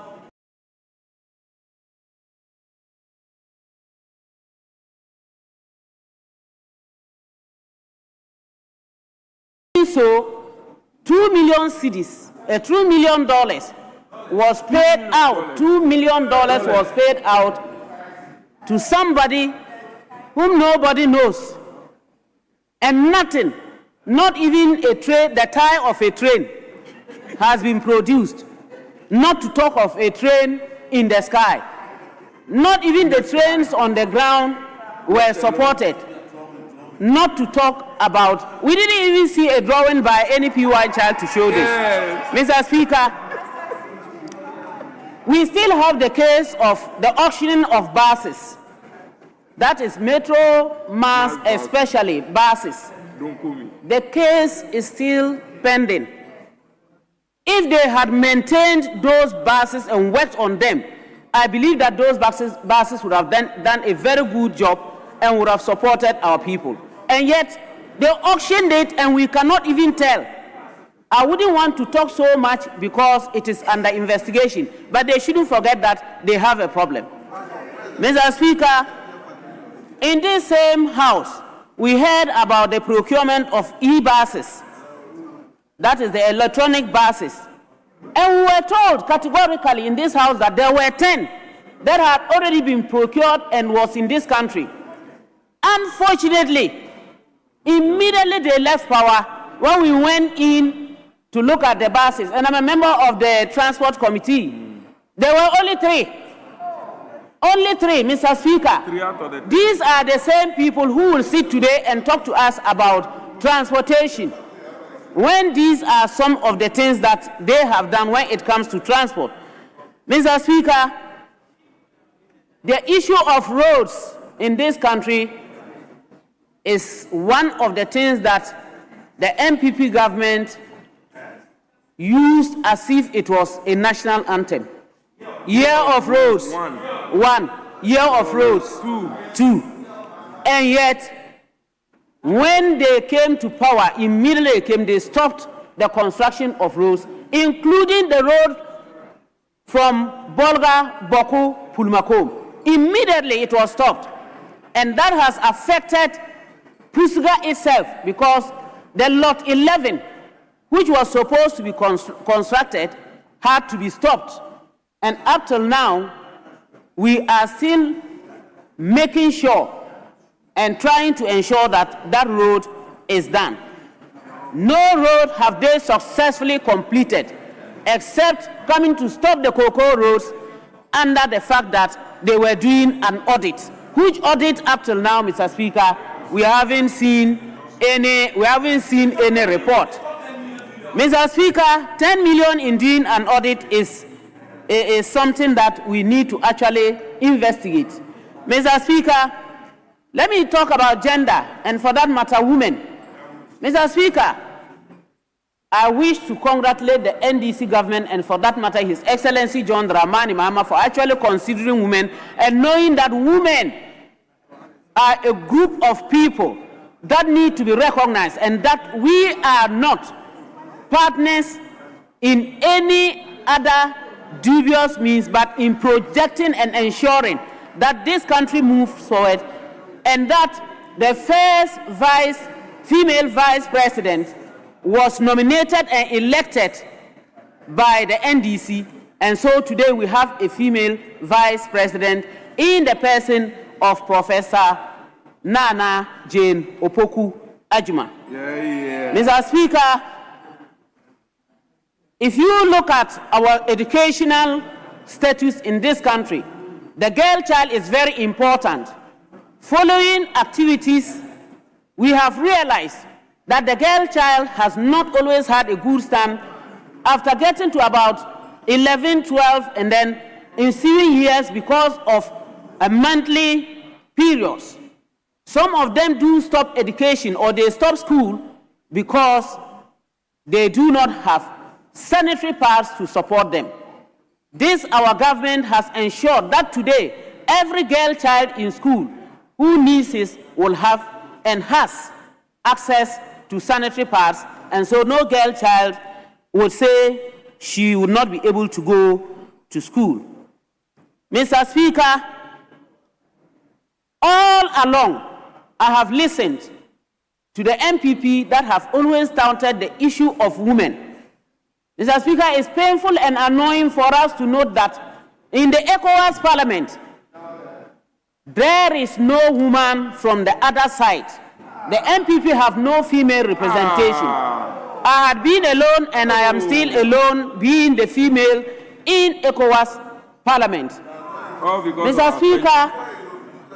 Speaker, in the last Parliament, they had 20 women and we had 20 women.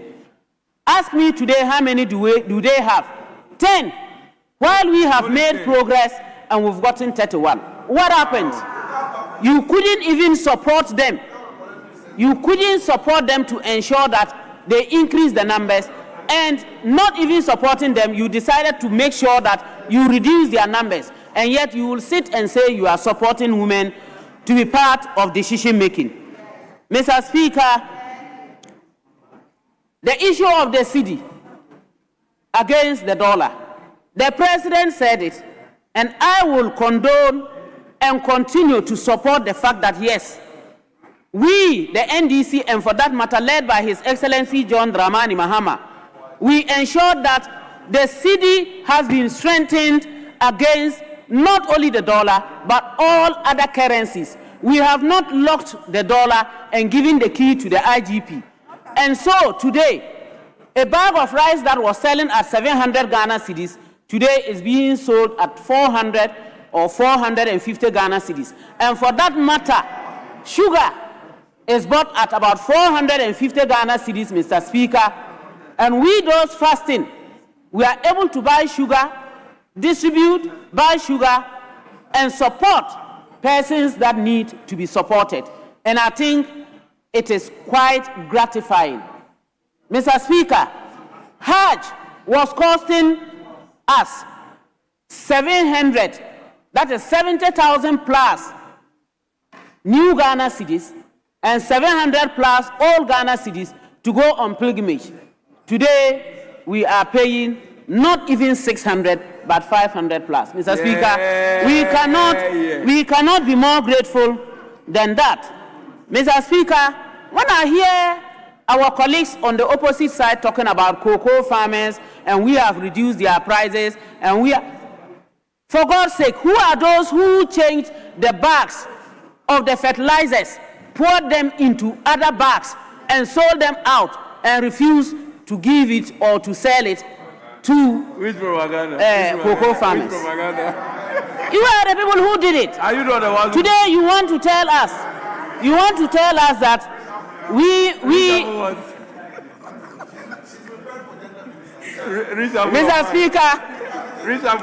Mr. Speaker, when we talk about agriculture, recently we saw the issue of the Kwalugu Dam, where 11.9 million was spent. The Kwalugu Dam was supposed to help produce tomato for the... Thank you very much, Honorable Ladi. Honorable members, you take the very last debater, and that is our brother from Nkoko, Honorable Frimpong. Mr. Speaker, I want to talk about the cocoa farmers and the problem they are facing. The issue is the cocoa is not even bought. They are not paid. The issue is they don't have money to pay them. So cocoa farmers are dropping out of school because of non-payment. Now they carry the cocoa to the clerk and tell him to give you whatever you can. That is the state of the cocoa farmer today. So please, you shouldn't sit here and joke with it. You go to the villages and people are suffering. No money. If you have ever been at the cocoa village before, sometimes the money to buy even medicine for your sick child is not there. So please, you are privileged to be here. Don't joke with the sufferings of the cocoa farmers. And then, Mr. Speaker, President said he distributed 720 bears to 13,000 farmers. And when you divide, you get 0.5. I don't know how the president can give half live bird for farmers to rear. So that statement is false. And he was bold to tell us here. So, Speaker,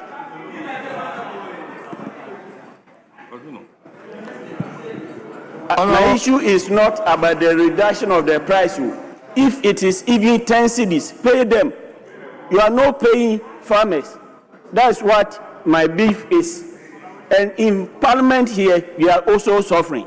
No money anywhere. And you talk about reduction in inflation. Where is it coming from? If you don't pay, who spends? This is the time that the cocoa money should have boosted the economy. No money. So in the villages, the economy is zero. They are not growing. Nobody is spending. So how do you talk about inflation coming down when you don't spend and you can't even pay MPs and give us our entitlement? You are all suffering, but you won't talk. So please be sincere to yourselves and let's say the truth, and the truth shall set us free. Thank you, Mr. Speaker. Thank you very much. And that brings us to the end of today's debate. As we said yesterday, tomorrow is public holiday and members will be traveling to their constituencies to join their assemblies in celebrating the Independence Day.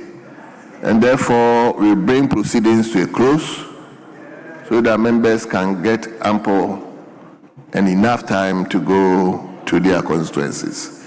So, leadership, let him come to you. Yeah, thank you very much, Mr. Speaker.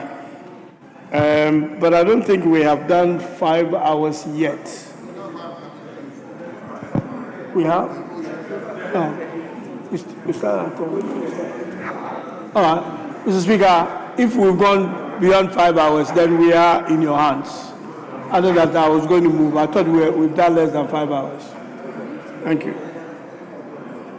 Yes, honorable member, we might not have done 5 hours. We started at 10.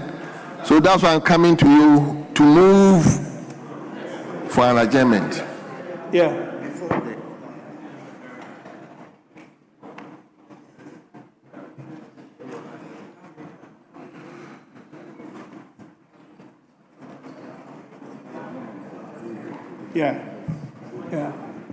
Yeah, thank you again, Mr. Speaker. Mr. Speaker, I didn't know you were going to ask me to move because I know we haven't done 5 hours and we have to move the motion to adjourn the House. But one announcement, if you will permit me, is that I did indicate in the business statement this morning that we are sitting on Monday and it will be from 10 o'clock to 2 p.m. and we'll close. I just want to reiterate the announcement for members. Well, honorable members, when you look at the order paper, we see a lot of statements, so many of them. Now we are even dropping some of the statements that has appeared and reappeared on the other paper. So leadership has taken decision that we use Mondays to clear statements and outstanding questions. So we are starting on this coming Monday. We will use Monday to clear all the statements from members and outstanding questions. So that is why we have scheduled Monday for business. Yes, Mr. Speaker, precisely so. But as you have indicated, we will do clear the backlog. But in order not to kill the momentum of the debate, if time permits, we may continue with the debate as well. Well, thank you so much. On that note, I would like to move that we adjourn the House till Monday, 10 o'clock in the morning. Thank you. Yes, Minority Speaker, Leadership. I engage the Deputy Leader, and I rise to second the motion. However, Speaker, we have to, this is a statement that was adopted by this House, and we are being told now that questions will be done on Monday.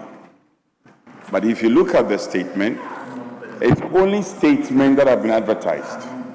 So let's emphasize the point that subject to the taking of questions in addition to the statement that has been advertised. We don't want a situation where Monday we come and they say that, well, the business statement doesn't reflect that. So that's important. And then to conclude, Speaker, I'm surprised we have passed the NHIA formula. We have also passed the GET fund. DACF, which is a constitutional fund. It is not statutory. Leader, can I have your attention? We have to arrange the administrator to be in the House. The assemblies are crying. Yes. They are crying. Assemblies are crying. So, well, so, Speaker, I'm simply saying that. No, you are not listening. I'm simply saying that to the well, Speaker, let me just conclude. I know we all want to bring the curtains down, but to the extent that we have passed statutory funds, GET fund, formula has been passed, NHI has been passed, and the one that is constitutional, we are dilly-dallying. What is the issue? So, Speaker, I want to implore you, give them some consequential directives. Next week, between Tuesday and Thursday, we should have the administrator in the House. I know you already have some outstanding, some 7.3 billion you have not paid, but that's not why I'm talking. I am talking about the passage of the formula. The formula has to be passed. Yes. I'm also aware that, Speaker, just conclude. I'm also aware that the finance minister stands in excess of some 55% in terms of capital investment. So you're not investing, you're not spending. So that they are not spending. That is why there's hardship all over. And you're not encouraging the GET fund administrator, the common fund administrator to bring the formula. Go and bring him. Go and bring him. Whatever means possible, go and bring the administrator of DACF. So that is very, very important. Very, very important. Very important. I think the administrator was here about 2 weeks ago. Speaker, let them respond. They can respond. Anyway. Speaker, number one, the honorable member, my friend, my brother, my Casford mate, and my counterpart. He was not here when we adopted the business statement. He was not. So I welcome him after the adoption of the business statement. What we did, and as what we did was to engage the Honorable Health Minister, whose questions have been slated for Friday next, to bring it forward for Monday for him to come and respond to. And he's agreed. So subject to those amendments, we adopted the business, and he knows. He's only trying to do a Friday politics on a Thursday. He knows. Then two, the adoption of the formula is within time. We are not out of time. We've adopted 3, or we've adopted 2. It's there with the DAC here. We are arrangements are for our foot for him to come next week for that to be done. And he's aware. But he wants to do a Friday politics on a Thursday. Regarding the issues with the finance minister, I don't know where he's getting that from. Speaker, he just returned from some cocoa farms. And he was told that they are healthy, they are fine, they are happy. And because of that, he has nothing to say. Speaker, on this note, I second the motion for adjournment. Honourable members, the motion has been moved and it has been seconded. It is before the House for consideration. And it's my singular honor and task to put the question. And the question is, as many as are in favor that the House adjourn to Monday, 10 o'clock in the forenoon, say aye. All those against say no. Honourable members, the ayes have it. The House is accordingly adjourned to Monday, 10 a.m. in the forenoon. The House stands adjourned.